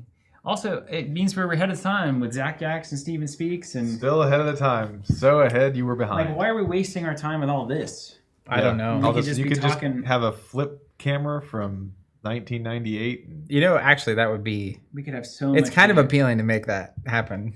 We could have, that would be vintage. And we could have so many more videos because it would just be every time you have an idea, you're just like, hey, I got a thought. Constantly Here's posting a it. TikTok. That is actually, that's what the internet needs, is more people just having ideas and immediately recording. Churning content. Yeah, just the unrefined ideas spit onto the internet constantly. We don't have that. The key is that they need to be unrefined. Yeah. An And unrefined constant. life is what's best, really. Is there a hypothetical world where we run out of storage space Here? on Earth? On Earth? Yeah, Sure. Like we only have so much Yeah. We only storage have so much space storage and space. metal and stuff, right? Like eventually. There would be less land than items. I mean, if we kept going forever. I just feel like with there's things so that don't decompose. many digital things being pumped. Yeah, Even so- right now, the amount of hours of stream footage that is on a YouTube server somewhere of us. Yeah. And we're just 2-3 people. Imagine millions of us. That's crazy. And most of it doesn't get watched at all. Hey, real quick, speaking of Kickstarter, Like this. I'll Jockmo, get you- Onward is on Kickstarter right Oh now. yeah, let's Jockmo. What's up, Jockmo? We're still talking in Germany. Jockmo is an awesome person, and Those are some wild guys. They yeah, had some ideas and they came in and they just did it. And Onward, hey, listen, Onward is the game. It's the Dota game. It's the MOBA game. They did it. They just they ripped the Band-Aid off. They said, we're just going to build the game. the design, they basically turned Skytear, which is a game we previously supported, into a streamlined version of itself into a board game. Yeah. And did a phenomenal job of that. Can't recommend that publisher or game enough. It's thumbs up. really great. It's really You got items I got now? items. You got the heroes. It's exactly it. You got the way the pushing works with the minions and the lanes is so much better than it was. It's immediate. It's instant feedback. It feels like this great push and pull. Go back Onward. Go back Chrono Core, unless you're going to spend that money on our store, and then do that instead.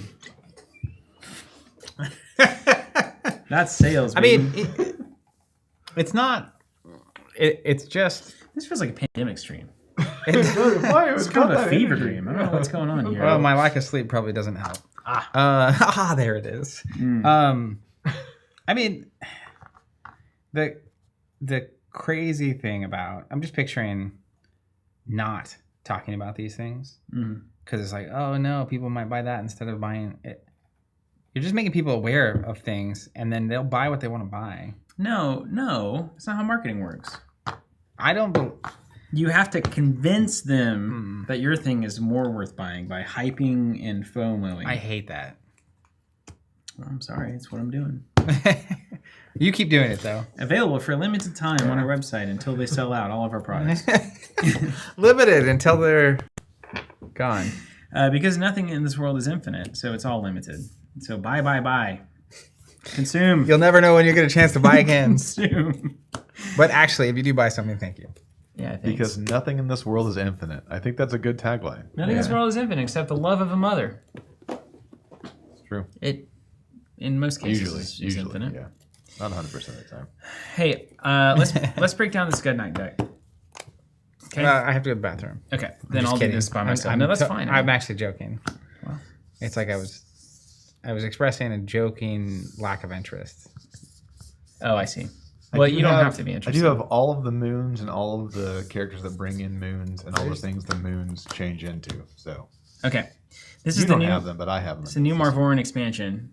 And I want to look at what I'm supposed to be doing. And a lot of times you just look at your tactics and you look at your heroes, and that tells you, right? Yeah. So, first of all, I've got Temple of Tides. You play it in your back row. During your turn, each square that is adjacent to a square in your back row is considered your back row. So you play the Temple of Tides. 2 rows of back rows. And then both your back rows are back rows. Okay. But if you come and sit on this, then it goes away. Because it's one of those kinds of cards. Monument, whatever it's called. Tidal Wave. Choose a direction. Relocate each fighter in your back row 1 square in that direction. Tidal Wave. So like left. Yes. Everything. Yep. So everything goes Oh, and if your back row is actually all the rows. 6, and then it's all your stuff and my stuff all goes. Mm-hmm. So that could be really good. Water's awesome, you know. Does that... is there a shape going on here besides the wave and the moon? Is it like a whale or something? It looks a little whaley, doesn't it? Like a whale. Whale. Moonlight Transformation. 1 cost, choose 1. Reveal it. I've got the new one on the screen. Choose 1, reveal a 2 or 3 from your hand, and swap it with a 1 you control anywhere. I'm gonna be honest. I don't like the 2 lines of title text. What happened there, Tim? Well, this is still Not final. Okay. Yeah, what do they line break that to the moon? Yeah, man. Look at that. They're supposed to be designers, right? Uh-huh. Yeah, that's like leading times 16 on that one. Terrible word. Reveal a 1 from your hand and swap it with a non-token 2 or 3 you control. So you can turn a 2 or 3 into a 1 from hand, or turn a 1 into a 2 or 3 from hand, which is the most likely use case of that card. Aria of Aggression. As an additional cost to play it, you may fatigue any number of 1s you control. Target enemy with power X or less attacks target friendly fighter that is adjacent to it, where X is the number of 1s you fatigue. That's insane. This card is the reason you play this deck. Exhaust 3 1s, force me to attack a 3 into something. Yeah. Target enemy with power 3 or less attacks target friendly fighter that's adjacent to it. And I think friendly to me, not friendly to you, because otherwise it'd be backstab and it'd be so good. It'd be too good. If you could make it target my own thing. Yeah. Can you imagine having one of my 3s attack one of my 3s? Game over. Yeah, you can't do that. And then we have the Tidecaller's Tune as an additional cost to play this tactic. Fatigue any number of 1s you control. So I see its theme here. Need the 1s. Until your next turn, X squares that are adjacent to squares in your back row are considered your back row. So you can extend the tide, basically. So I fatigue 1/1. Like let's say I have the temple out. Let's do it like this. Let's say I've got the temple out right here, which makes all of this my back row. And then I play Tidecaller's Tune. I'm gonna fatigue 1/1, and I'm gonna say that's also my back row now, or that's also my back row, or that's also my back row. That's a good one. Steven, since you went ahead and got the diminutive Marvorren out, could you read it from the screen, please? Read the what? The diminutive Marvorren, or Marvorren, 1 hero, play a tactic with X in its ability without paying its action cost. Add 1 to X when resolving this ability. Are you kidding me? Nope. A tactic with X in it that doesn't cost any action. So that's going to be Tidecaller's Tune and Aria of Aggression. I can play for free, no actions, and X is +1. So I can fatigue 2 1s to target a 3. Seems pretty good. Okay, let's put the good ones in. Let's look at what else we got. We got a Fangblade Assassin, level 1 hero. If a 1 you control is attacked, you may reveal this fighter from your hand and swap it with the fighter being attacked. This fighter has +1 when being attacked until your next end phase. You think you got a 1-for-1 tradesies? Or a 2-for-1 trade. Or a 2-for-1 tradesies, and suddenly it's a ha! Interesting. It's not great on its face, but it could save a 1 hero that is more important, like your diminutive thing. It actually is a safe feeling having this out if you have an important one. Mm-hmm. Then we have Sea Lion. Oh, I like it. Simple. This fighter has +1 when attacking fighters in your back row. So a 2 can kill a 3. And your back row can sometimes get out of control. Yes. Also, the art on this is killer. So good. And this is one of these cards in the deck that can make a 2 trade into a 3, which is always super important. This needs to kill a 3. That is kind of the game. Yep. Don't tell the Gudnak boys, but we figured it out. Imperial Guard. If a friendly fighter enters an adjacent square, you may relocate it up to 1 square. Oh, I love these cards. Water. So, for instance, if we've got the Temple out and we've got these 6 on my back row, and then the Imperial Guard is here or here, I play a fighter here because I can deploy on my back row. It can immediately relocate to here. Tricky. Don't likey. And then we've got the level 3 thing, which is not here. It's here. Scylla. Now, Jonathan, is each level 3 have a different moon? Yes. Can you show me all the level 3s? Yes. Okay, I'm going to start with Scylla.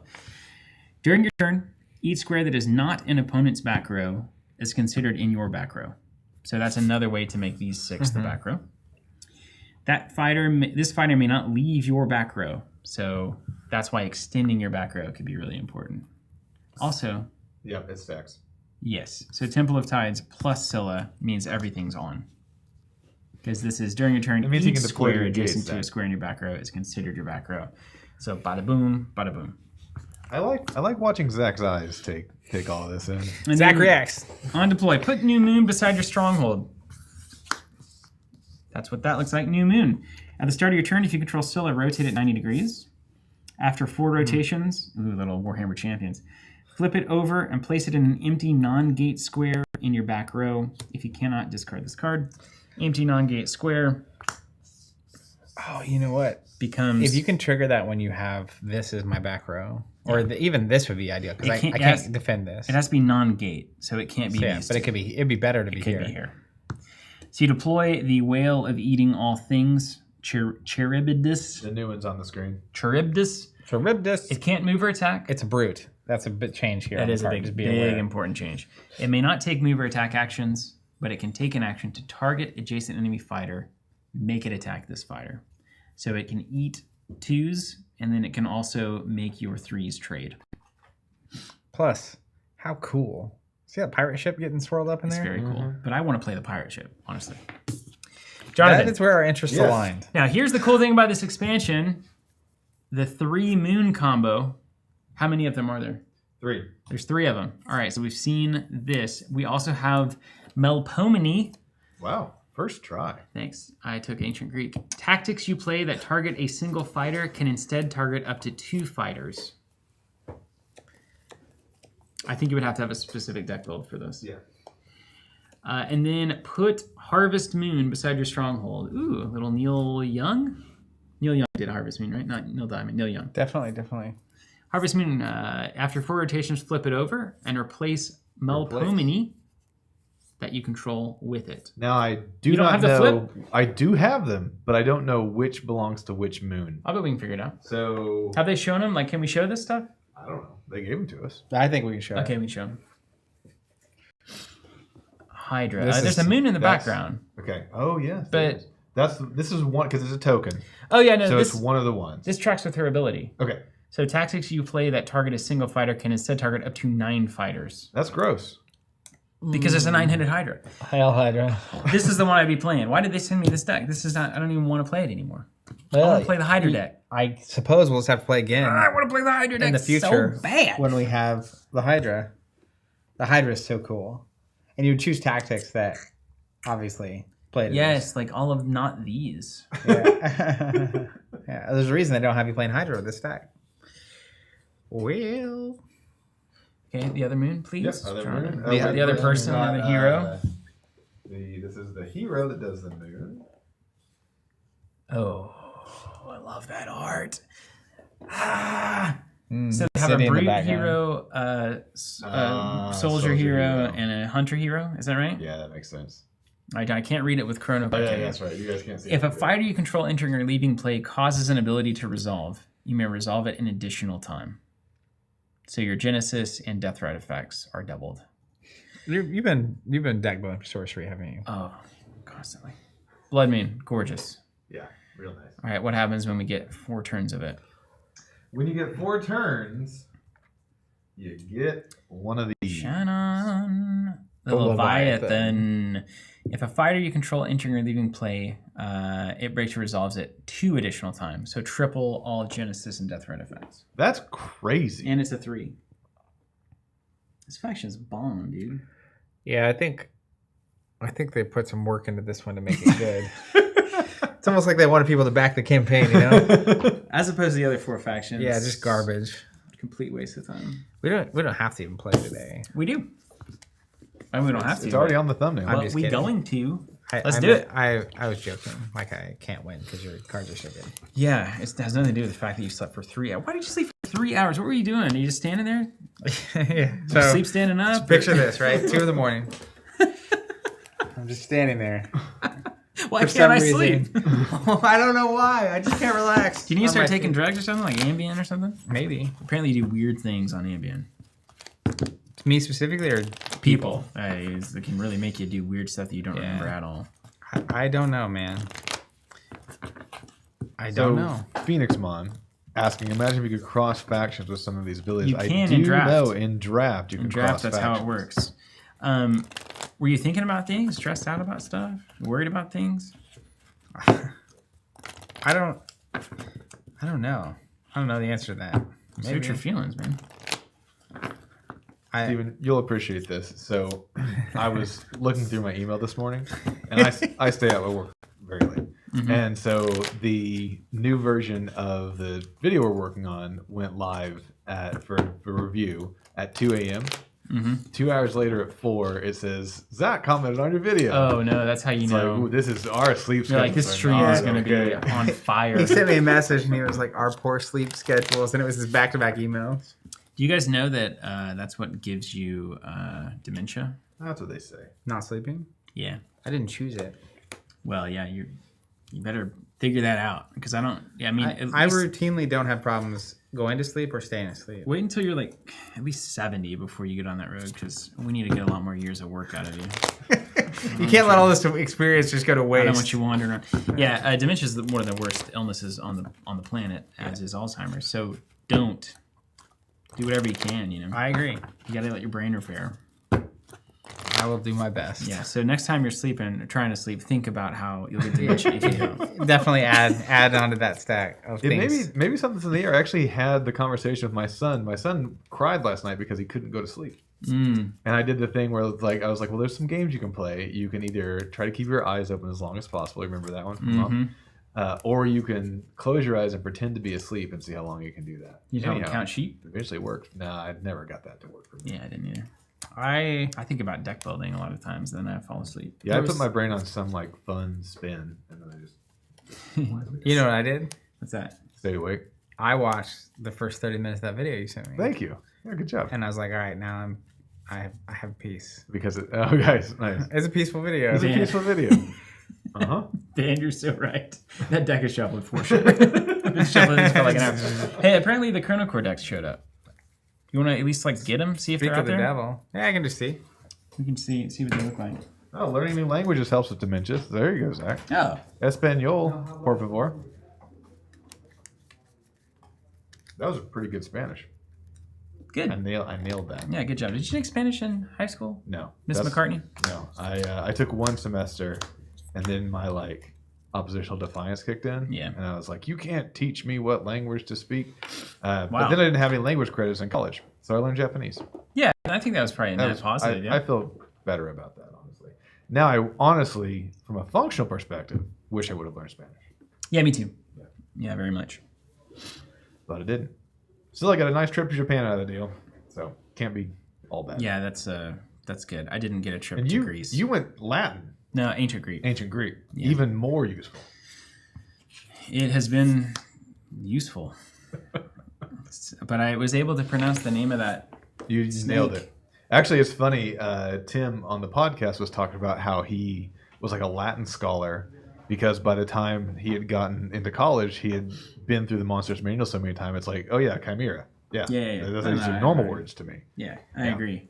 The Japanese word for car is karuma, by the way, which is the same in GTA 3. When you got like the Japanese car was called karuma, so it was like really easy to pick up. Cool. But there's no Chrono Core yet No out Chrono Core there. Doesn't, as far as I know. Dropped There or is whatever. there is a trampoline. Oh yeah, there is. Oh, yeah. Wait, who knows about you know about a Which I is- know trampoline? about trampoline. Which is ironic. That's you getting a Yeah, trampoline? well, I'm getting the rest of the parts for a trampoline.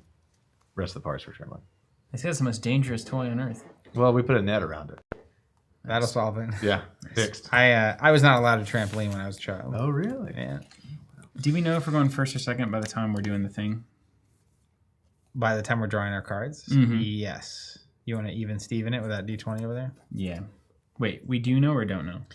You know if you're going first or second when you're mulliganing. But do you want to? Even Steven. 8. I'm going first. And I have to pitch them all to pitch at all? Or is it selective?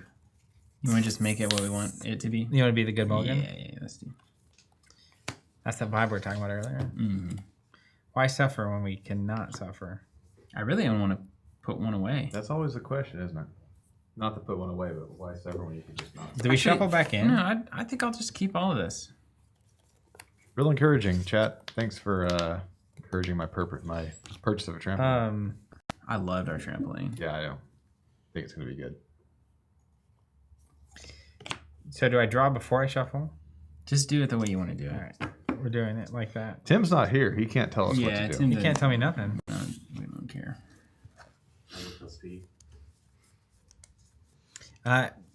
To be fair, on the trampoline rule with my parents, it was actually logical. I had a cousin who broke both of his legs on a trampoline when I was like 3. And it was like, yeah, you guys aren't going to jump on trampoline. Yeah, that's fair. Yeah, that's a bummer. You can't also have 4 boys and a trampoline. 2 is okay. Statistically, it's going to Yeah, in 4. four not okay. I definitely think back to our trampoline days, and it's like that was sketchy. Yeah, Most of it, all the time, was sketchy, but it was really fun. We fell off that thing a lot, though. mm-hmm. Like legs caught in the springs and stuff, and somehow came out not dead. There you go. Survivor bias. Starting It's a real thing. turn, draw a card, play a 1 action on my first turn. Do you ever draw cards and then you're like, oh yeah, I love this deck? Yes. That's a good feeling. I agree.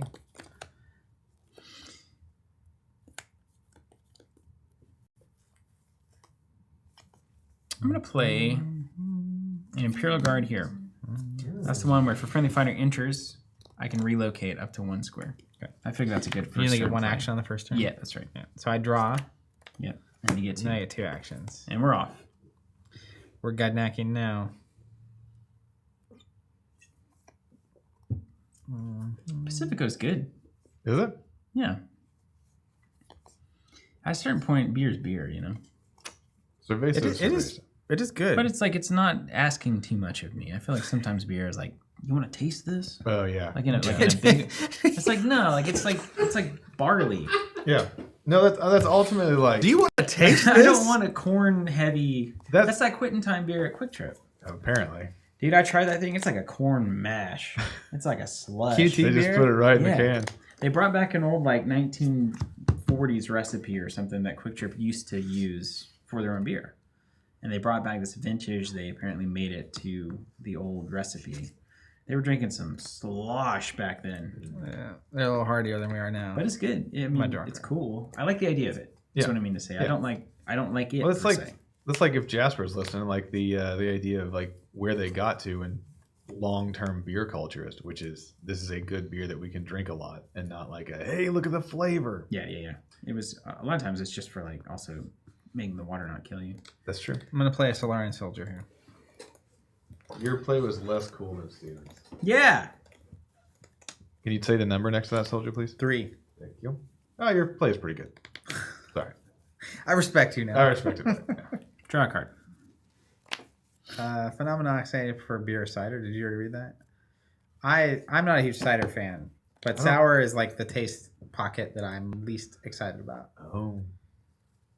I want to get more into cider. I feel like you would be a cider guy. I think You so. like Plus, sauerkraut. I like the idea of making it, like the whole thing, growing apples and doing a thing. Yeah. But not yet. You have the Not land yet. for it. One day. One day. See to saying I'm a cider man myself. I got 3 of the pear trees I planted about 4 years ago starting to bloom. And We'll actually see. produce. Not yet. I do like the idea of cider. Like basically fruit alcohol. Yeah. But I only drink it if I have to. Can you kill that? I mean, there's really not a lot in Gudnak that is out of hand. Things are not fatiguing. Usually you have to put like a standard bearer down, and then the next turn you would be able to engine it. Right? Any cards I need to know about that cause things to not be fatigued? Tempo. No, tempo is still fatigued. You just get extra actions. There are cards you should know about. Okay, well then I'll honor. If your concern is me killing this. I am concerned about that. Now, can I move here and then strike you with this? No. Currently in my hand, no. Is it possible for me to take that off the table with 2 actions based on the current board state? Absolutely, yes. What? Really? Mm-hmm. I'm scared. Why is that true? Quit that. I'll show you eventually. Okay, I'm going to deploy a totally normal villager, Totally normal. and then I'm going to relocate it per the ability, and then I'm going to move here. Mm-hmm. Mine? Mine? Now keep in mind, until a normal villager, that is the deploy action, so it only works on your back row. That's right. He's right, you know. It's a normal villager, eh? Totally normal. Eh? But I mean, I'll take a siege for 1 right now. Yeah, Yeah. you would. I will not allow it. Yeah, that's fair. Well. MJ, you need to come to Tulsa. We've got a really good gluten-free brewery down there at Neff. Some people really think it's bad, for what it's worth. That's like Hunter. What is this? Just 3 peasy easy? That's like Hunter. Over to you. I'm just trying some things. Like play all your big things? You never know how it's going to wind up, you know? Keep in mind, Zach's been up since 4 building this deck. He's been thinking about it the whole time, I'm sure. This is a the sun's not up kind of deck. I did message you about that in the wee hours, didn't I? I was like, I'll have a deck ready.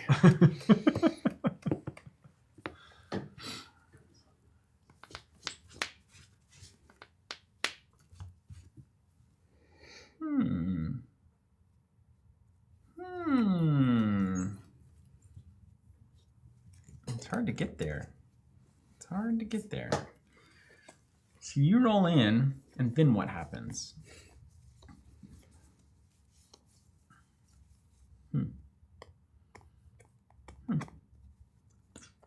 What is that, a hunter? Just asking. For a friend? It's curious, yeah.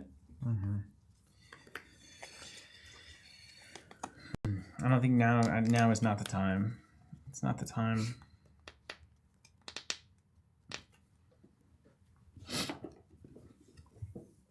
You could just start cleaning up. We can't allow it.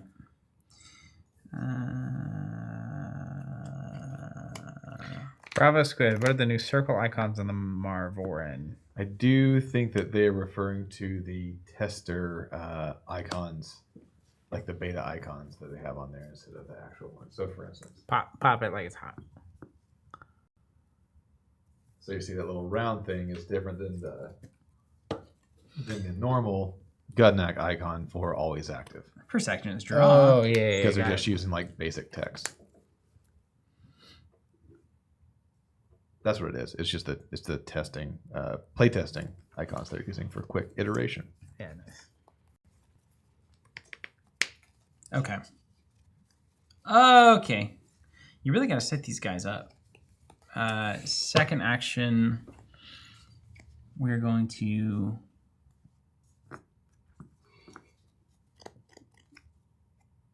move. No, I would rather just kind of threaten.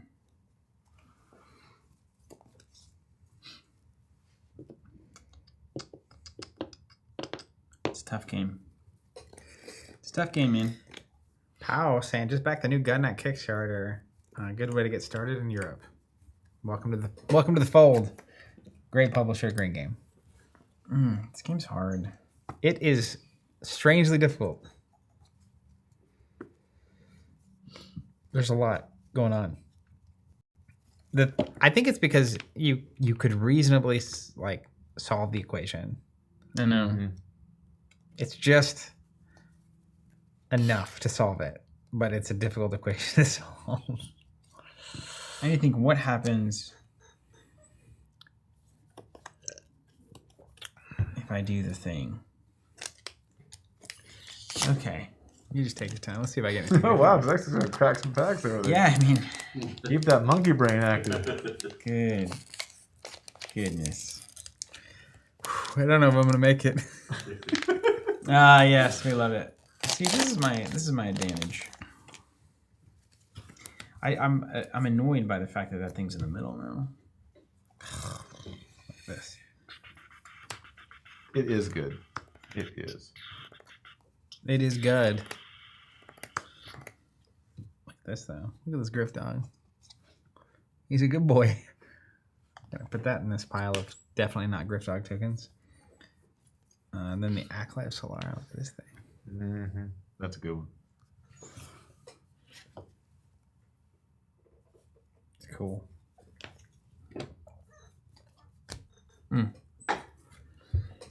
Let's move here. Mine. Over to you. What was your first action that turn? Draw. Oh boy. The game is so good. The game is so good. We'll move here. Then I'll play a Barrage. Destroy enemy 1s and 2s adjacent to a target friendly fighter. Destroy enemy 1s and 2s adjacent to a friendly fighter. That's what it says. Mm-hmm. Just the enemy ones? Just the enemy ones. But these are the only ones that are adjacent anyway. That is an insane card. What is that card? Did you build this deck? This deck? Yeah. Oh, it's got all the good stuff in it. And dang That it. was in. I think that was in the tutorial. That card's crazy. Yeah. Unbelievable. Okay. That's an insane card.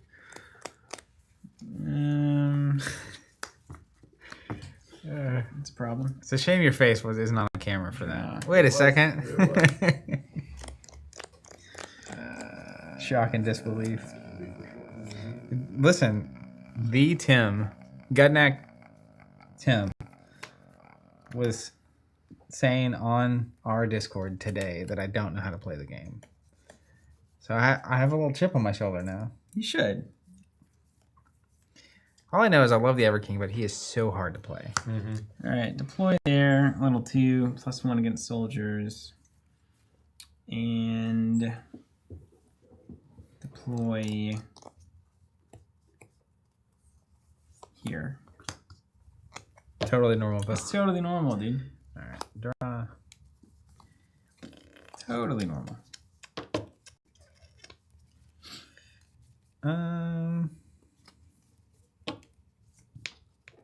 That checks out to me.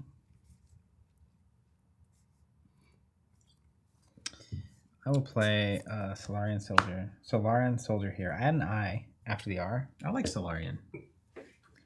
That's nice. I actually might just say it for Tim's sake. I like it. Solarian Soldier. Then I'll play a Luminous Shieldsman here. What is that? +1 all your stuff or something? +1 to anything adjacent. Okay.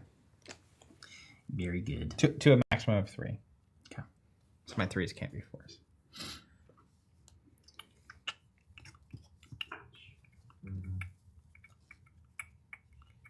I remember that guy being a problem in the tutorial as well. What are you? Are you a hunter? I put him in the corner and just. All right. First order of business. Kill that thing. This How do we thing do it? Or this thing? I need to draw a card. I guess to start the turn here.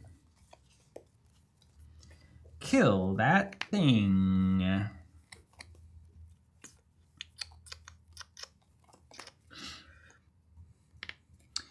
I'm just gonna do the Temple of Tides here. Each square adjacent to my back row is considered my back row, so I've now extended to the 6th. It's kind of hard to lock these guys out. I don't know, man. I feel like you're doing a good job so far.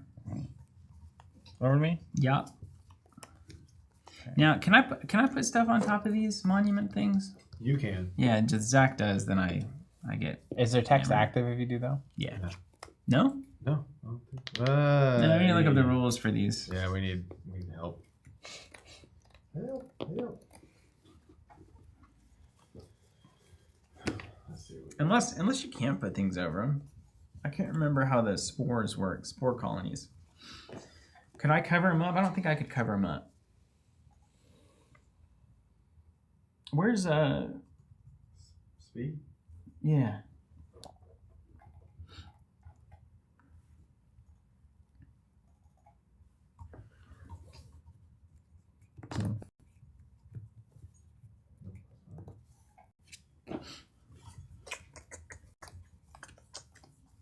They're called monuments?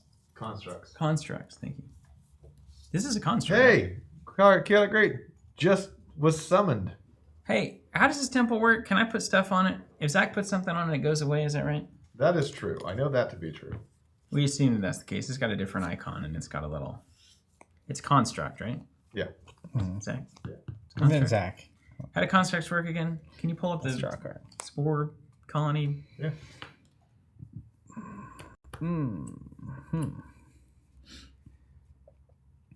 If it's on a construct, you can cover it up. It's just not active when you do. So basically. And then the enemy being on it will get rid of it. Yeah. Just move that there. Okay.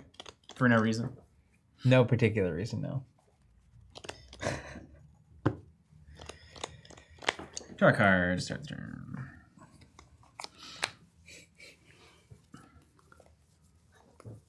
The old Solarian soldier. Now I just hope Tim's listening every time I say it. I think Ian's blood also curdles. No, he's the one that says Gudnak. So, No, but Ian's the one who's like the whole lore, I think, originated from Ian. I feel like he wasn't giving me flack for pronunciation though. I'll have to check the tape. Yeah. Ian's a nice person. He is the nice. Yeah, he's nicer. He's a nicer one. Poor Ian. Hearing the story of how this game came to exist, killed me. That's why you're up at 4 a.m. last night just thinking about that. Can you believe it? He still hasn't played D&D. Chaotic Great dudes. I was looking for that Marvorren deck. You stole it from me. It was a very inactive effort. It just was here when we came in after you guys were gone. Okay, I'm going to go... Yeah, that seems good. I'm going to go 2 here. Plus 1 on hunters, so watch out. And then... we're going to do... I'm going to stack here another brute. Plus 1 against soldiers.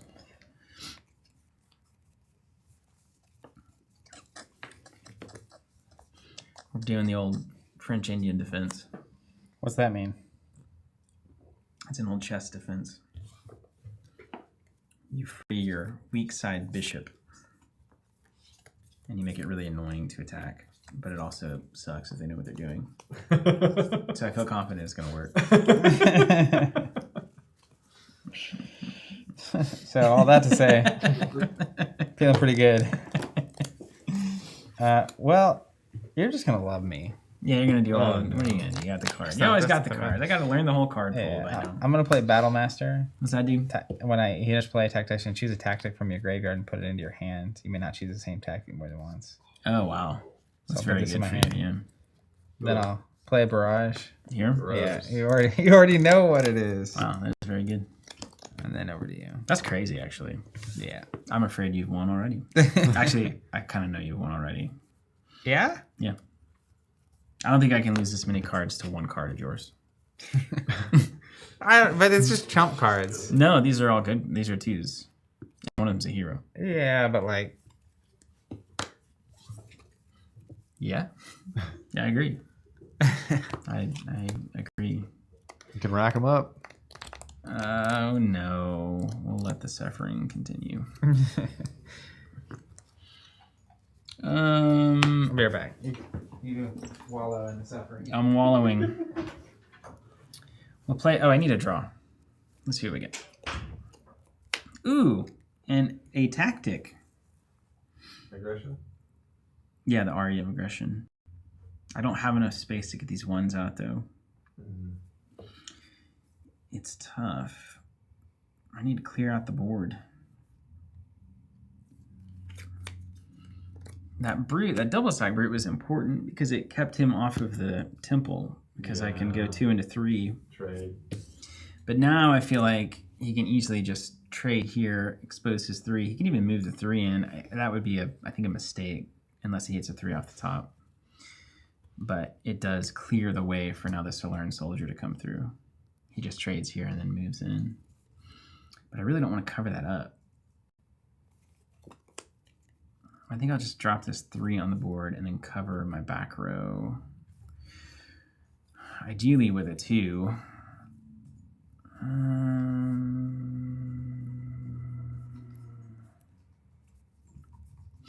I've got a lot of tactics and not a lot of things.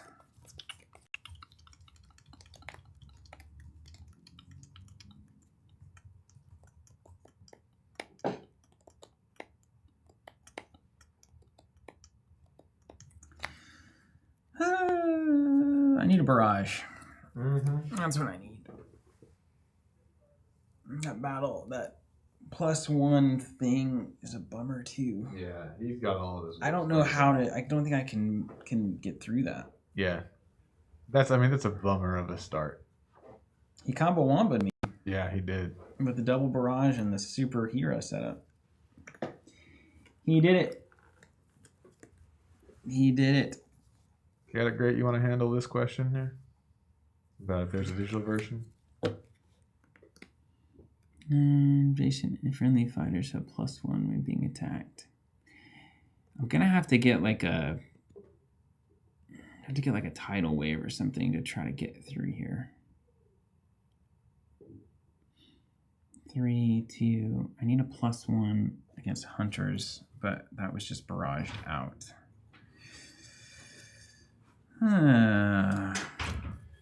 Zach, can you address this question when you sit down? How deep is the deck building in your opinion? How do you quantify that? I'm continually surprised at the depth, I guess the importance of every choice you make in deck building in the game for how streamlined the game actually is. It's almost because of the way the deck building restriction happens. Every choice you make about deck building is very critical. Not as much on the basic 1s and 2s you're running, although it matters. But your 5 hero choices, your 5 tactic choices, very important. So it's less decisions, but they're super meaningful. So as a lifelong card gamer, I could be fully engaged with this game and still feel like I'm a mediocre player. Everything is so bad.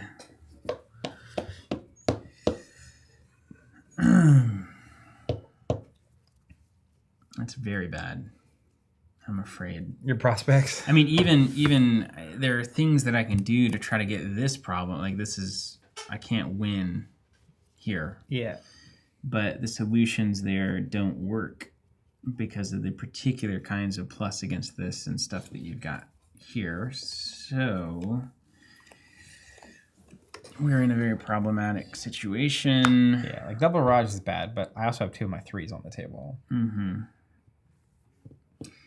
I mean,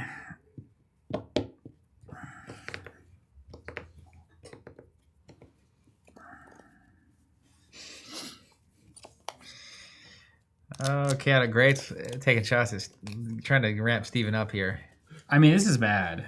This is really, you got it. Yeah, it's You really got the bad. thing set up that is just like, this is whenever the control deck just like does it. And I've got 3 tactics in my hand that don't do much. In this moment, yeah. In this exact moment, yeah, I need to get set up further before I was into the party. You just had, in the 2s, you have 2 2s that are set up in a way that just really do not, it's not good for me.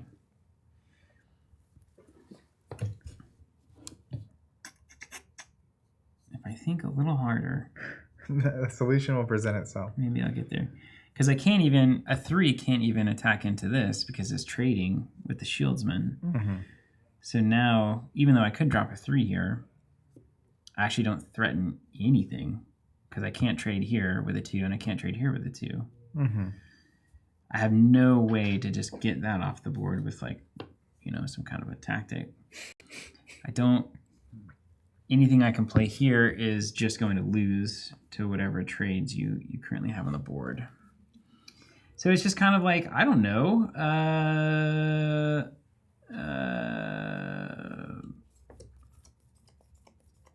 What do we do? I don't want to draw. I lose my Temple of Tides next turn. I can at least try to take your Solarian Soldier with my double stack Brute, but then you took one of the Brutes off with Barrage, so now you can just trade here and then take the Temple for no consequence. And then you're in a bad way. And you're already down a handful of cards. Yeah, It's like a really powerful series of events that happen on my side. it's not good. It's not good. I wish I could claim some brilliant. That's brilliant. I think It worked. cards are good. Deck is good, but It like works. seeing 2 3s and seeing a thing to stack on the 3s. And I also saw the Shieldsman, and I also saw the Battlemaster with the barrage. It's a very overlay. problematic thing we're doing here. Okay, I have no plays that are not losing, so I think I have to draw a card.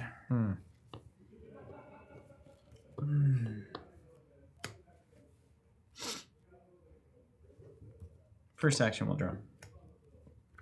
You gotta get those 3s. Yeah, but I got a totally normal villager. You do have a lot of them in your deck, I think. Mm-hmm. This is actually not even worse. I think I give you the gates here because I can't let this can't work. I'll give you 2 cards. I think that's my best, absolutely my best bet. You trade here, and you can optionally move your 3 in to get rid of Temple, or you can take the Siege. I think that's it. I don't want the Temple to die. MJ just finally pulled the trigger on the gameplay bundle on the Gudnak Kickstarter. Well, welcome to the party, MJ. Gudnak guy himself saying MJ will not regret it. Such good value in the gameplay bundle.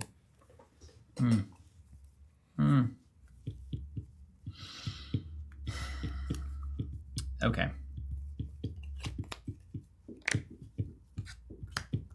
Oh, I see. Yeah. Okay. If you got garbage in your hand, you may as well see if you can use it for something. Try to get value. Value.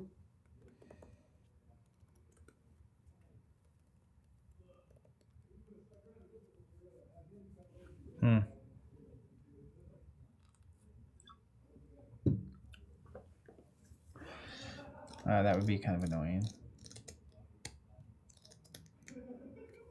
I'm also worried about the odds of a 3 being on the top of my deck right now. Yeah. Considering you have seen 0 of them. Yeah. I'm guessing like 1-ish is in your hands. 6 left. And that's just winning. Well, let's play tempo. Great time for that. 3 actions. And I will. That's so good. You're playing the very good cards. So the two things I'm considering, I could do this, Mm-hmm. which seems pretty good. It is good. I could also trade here, go on top of that, slide here. I do feel like, I mean, if I do this, you can't even deploy. So what do you even do? Stack.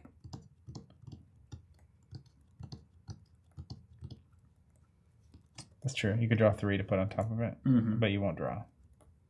I mean, I'll siege twice here for 5 cards. Is siege in action? Well, actually do, yeah. It'd be 2 actually to defend. So I defend with 5. Jesus.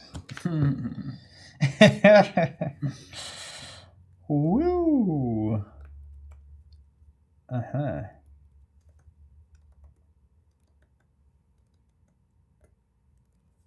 I don't know what's better. I think they're both really good. Yeah. I don't know what's better either. I think actually this play is better. So I'll trade here. That's what I was trying to avoid.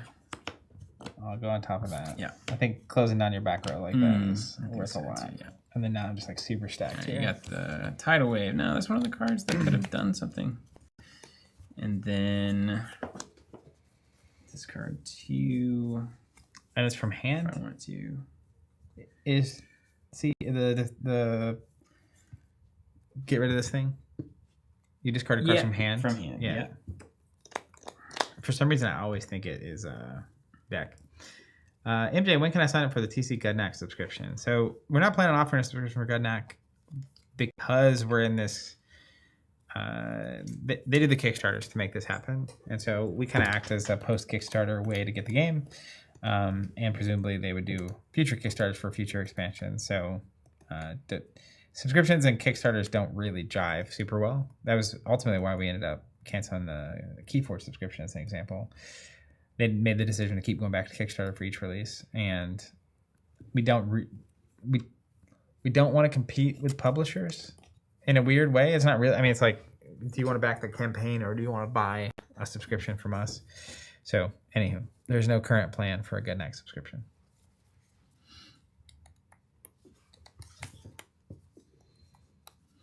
The problem is, even if I clear these out, you slide the 3 over, slide the shieldsman up, and then you have a 4 that I can't. So I now have to discard 3 more to even have a chance of getting this on the defense. There's nothing I can do to kill a 4. Unless I have a 3 that swings into soldiers, which I don't currently, and I'm still nervous about what's on the top of my deck. But I think I do have to clear to get 1 3 off the table, and then I would defend to get a next 3 off the table. So that's 8 cards. 4, 5, 6, 7, 8. I've got 8 cards. Not how you want to be doing it. That is not how you want to be doing it, I'll tell you that. Okay.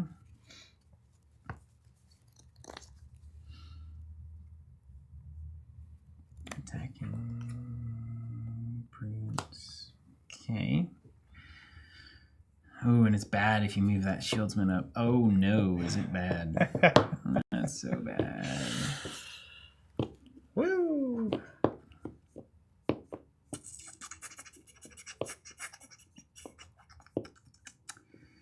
But I do get the sense that's what I've got to do, and then I do the 3 there. Okay, so we'll pay 1 for a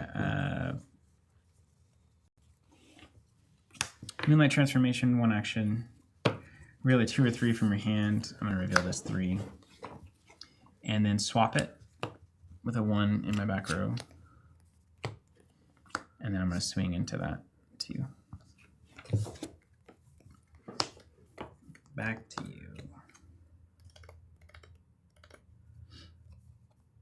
And I need you to not hit Scylla here.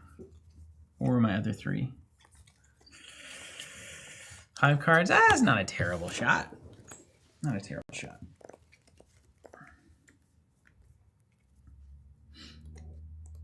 That is a hunter.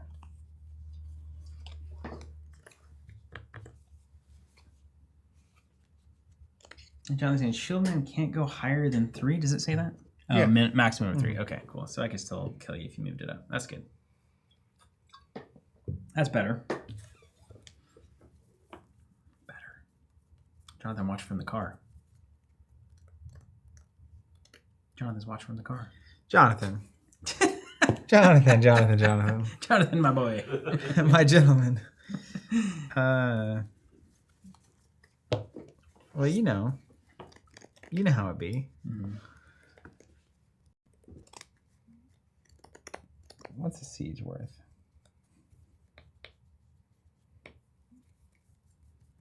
I just hope you don't wing a 3 off the top. If that doesn't happen, then I can maybe even the scale a little bit. But I've got to have 3s running the board. I've got to probably moon out to win. This faction is very much, it feels already when I'm playing it like a, you really need to get the momentum going on your side, because all the things that I have in my hand assume that the game is going well.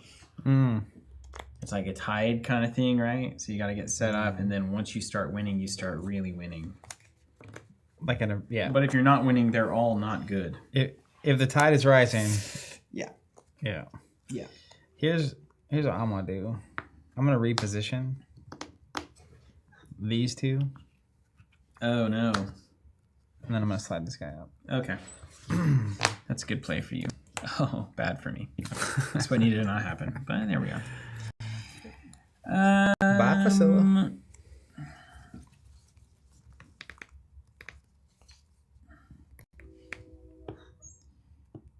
+1 against hunters, so I don't like that at all.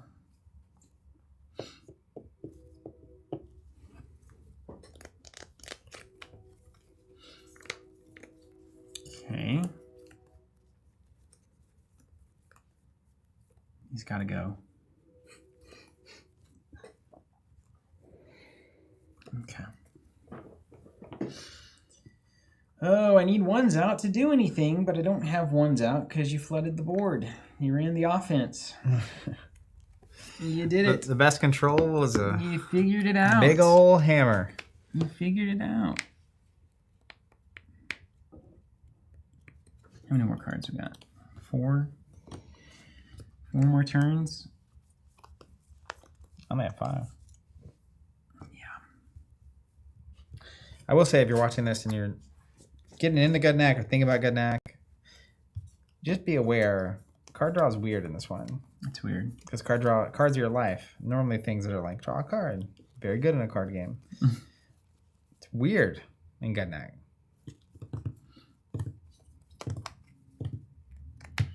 So if I swing in, we both die, and I've lost.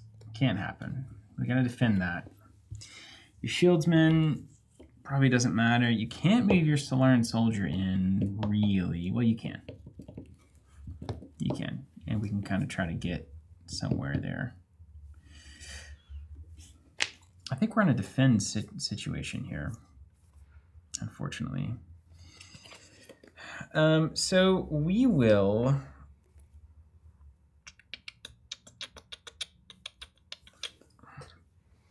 We need to get a 1 out. We're going to defend, then we can't move over because then Solarian Soldier just takes. So that's not conceivably right. We could defend and then we could play something there, but it has to be something that the Solarian Soldier doesn't just kill, which is not anything. So we're going to allow you to do those things. We're going to play the game on defense. And that is going to be defend for 2 there. Mm-hmm.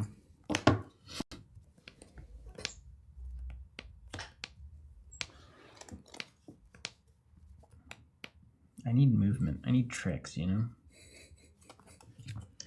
And then we've got 4 cards. I'm going to draw.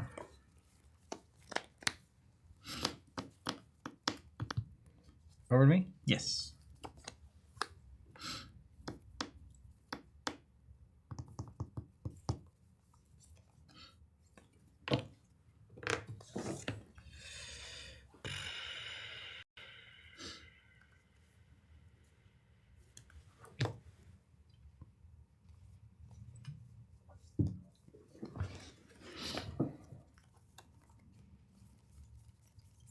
Okay.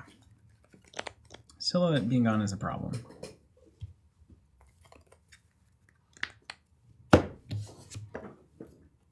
No, we won't. Play your outs, right? Play your outs. 3 cards. I don't know if I'm pressing the advantage too much. It sure feels like it though.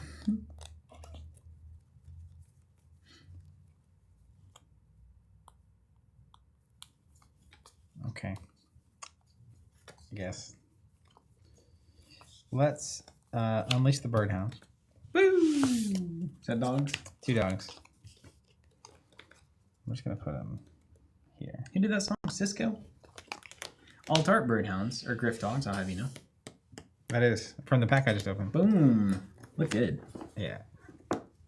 I love that whole series. It's like put a bunch of dogs in the game. How about that? Then I'm going to play my Bullgriff Rider. He can deploy or move to any unoccupied square adjacent to a friendly fighter. So I'll actually put him there. Okay. Not a 3. It's good. Although that's a good card. Again, it's a win more card though. It's a problem. Okay. This is actually not good.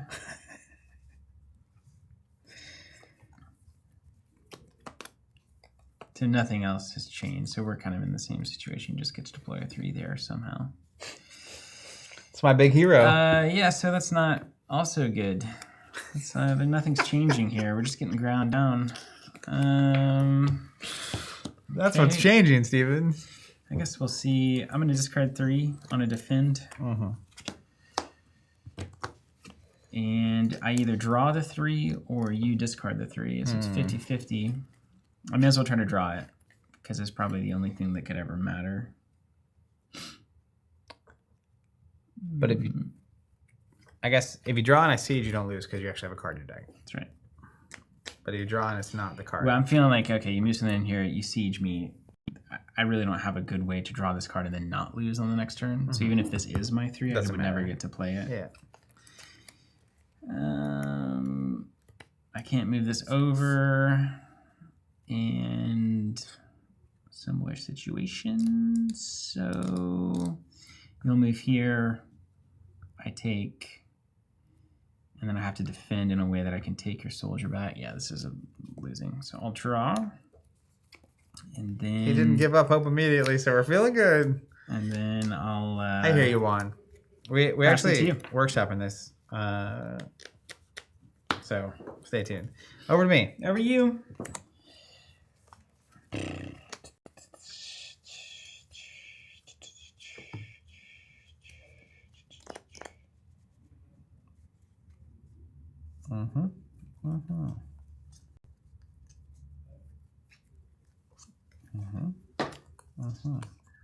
Okay.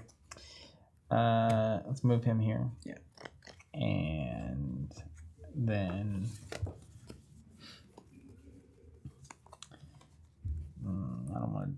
I do want to do that actually. I'm gonna play Bullgriff Rider or Bullgriff here, level 2. You can go on top of. It says put this fighter on top of any fighter you control in your back row, regardless of trade. Then that's when it comes into play. Then the action is it can move to any unoccupied square. Got it. Okay. I can deliver the dogs. Over to me. You siege my 3. You did it.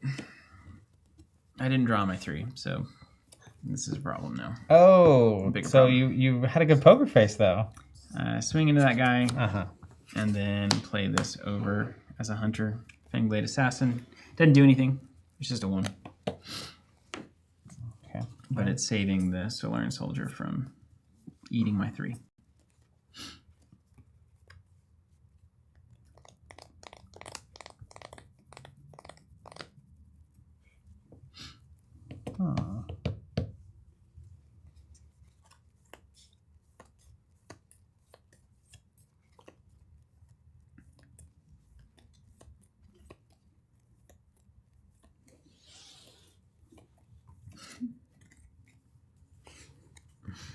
How many cards in hand? 2. 2. So I just need to not be dumb. I think it would be hard for you to lose this game. unless I was dumb. I mean, you would have to be really, really dumb. Like, you have a lot of chances to be dumb. How many cards do you have in your hand? 6. Yeah. So if you just kept playing cards, You there's no way for me to win. Yeah, but like trading here is bad because then you can get this 3 off. I can at least do a 3 for a 3, which is better than me I guess, being able but to then do I still have a nothing. 3 left, so you would have to still. All right, yeah, I'll trade here. Okay. Oh wait, put it back. Yeah, you don't want to do that. Because you still have a 3 on the board. I thought I was getting rid of your last 3. I was like, I still just win because I have the trump card here. Okay. I think the problem for me is I have no way to win the game. Like, I have no way to kill this. For instance. Yeah. You could kill it. If you this thing can kill it. Yeah. But then you don't have any 3s left. Yeah. So you gotta Yeah. that problem. That's a bit of a problem. Okay. I think positionally it's just impossible to get down It's just here. hard to do case. this, yeah. And all of their tactics require you to have 1s on the board to exhaust to do your effects. So, like, at this point in the game, Yeah. which is maybe worth taking the 1 off just so that you don't have, if you don't know what tactics I have, they all require 1s out to do things. Yeah. But you also know all 5 of mine are in the discard pile if you care to know All the that. tactics, yeah. So you just have dums left. I'm gonna do this with my 2 actions. The old Pinsir. Yeah.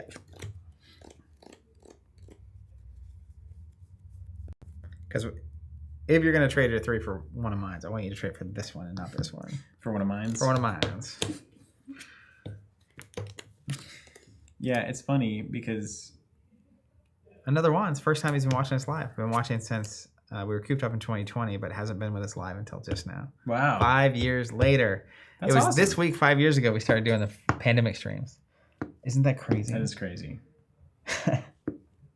Like, the gap between now and those streams starting is the same gap between that moment and 2015.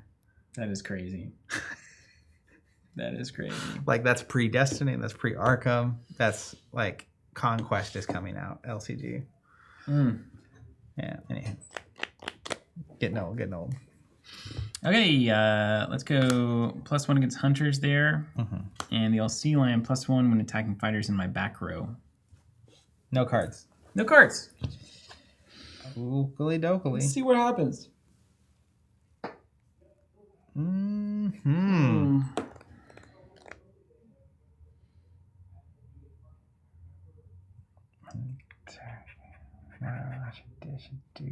I've got to remember you have Barrage now.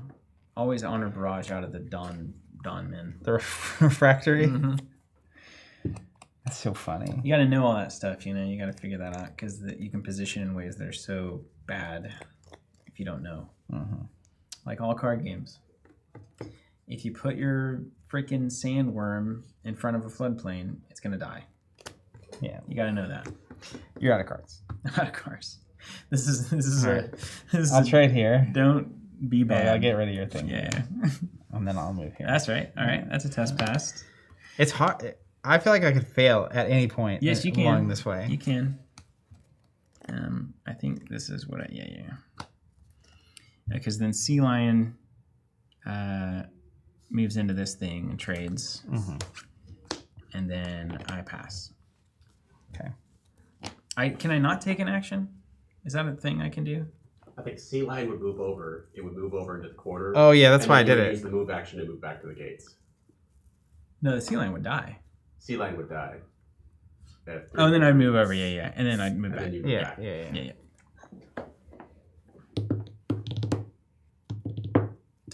To not strictly lose. Take that off. Okay. And then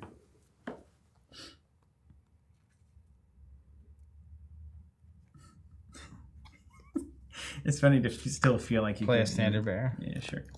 Trade it. Pass. Refractory. Oh, there's nothing. Man, that that was was miserable. The double barrage is next level if your opponent's playing ones and twos, and you had to play the what like against most of the decks we played so far. The ones and twos don't matter that much. But it was double whammy. The ones really matter in this one. Yeah. I think I think you just need to stack out stuff at the back and play pretty defensively, and then start slowly encroaching. I was really aggressive up front, and I got really punished for that. That was I was deciding whether to mulligan Barrage or not, and then I didn't know whether or not you would ever give me the positional time to get 2 for 1. And then you did it twice. And I was like, oh my God. Because like all of my tactics are, I can swap these 1s to other stuff. So I want to forward position them so that I can threaten.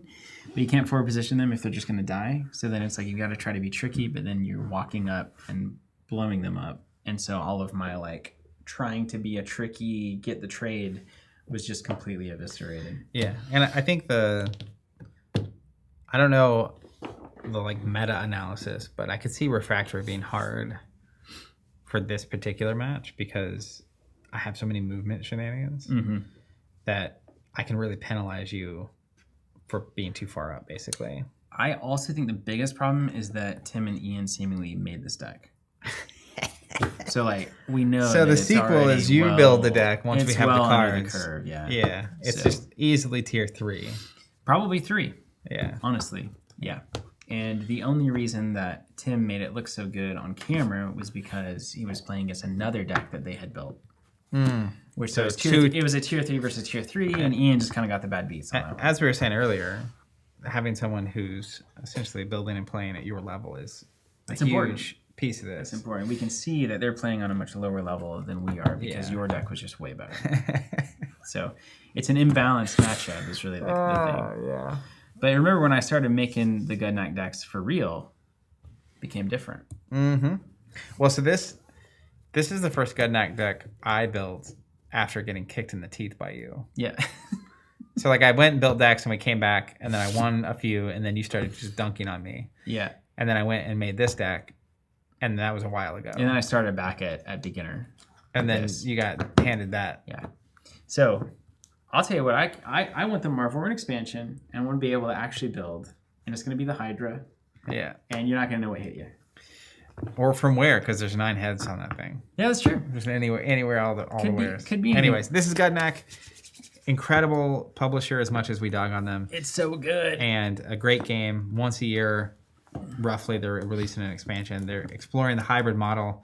All cards available through non-collectible expansions. And then they're doing their first Kickstarter right now with 4 days left. They're doing a booster box of alt arts, foils, etc. Just cosmetic. Draftable, fully cosmetic of previously released cards at this point. I think that's actually really cool. It's really smart. We'll see what happens with it. Obviously, they're still a very small game. So like it's hardly a test case for the industry or something. But what they have solved at the same time is LCG format games don't have draft formats because they're not randomized.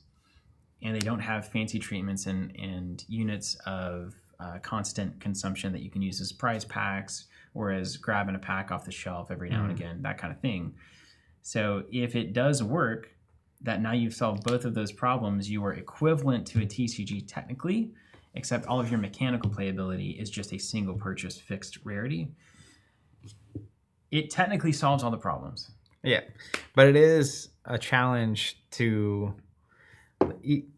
business-wise. You can imagine if you have a non-collectible expandable game, people that are inherently drawn to that are not necessarily collectible card game players. Sure. And vice versa. So you're either threading a needle. It's classic field goal scenario. You're either threading the needle right through, or you're literally supposed to be hitting one of the bars and you're hitting nothing. Well, I think you have to be threading the needle, right? Because the non-collectible expandable card game players want one thing. Yeah. They want to make a purchase and get all the cards so they can play full constructed without chasing anything down and dealing with rarities and all that. You've achieved that. So this is only bonus. The booster box is only on top. It doesn't affect anything for players that are in that lane already. Yeah, which I love. So it's can you get those collectors and players also engaged with the game? Yeah. And that would be a nothing but upside for the LCG style minded players as well. Yeah, that's definitely. I think that's the right framing. And they're just crazy enough to do it. They are.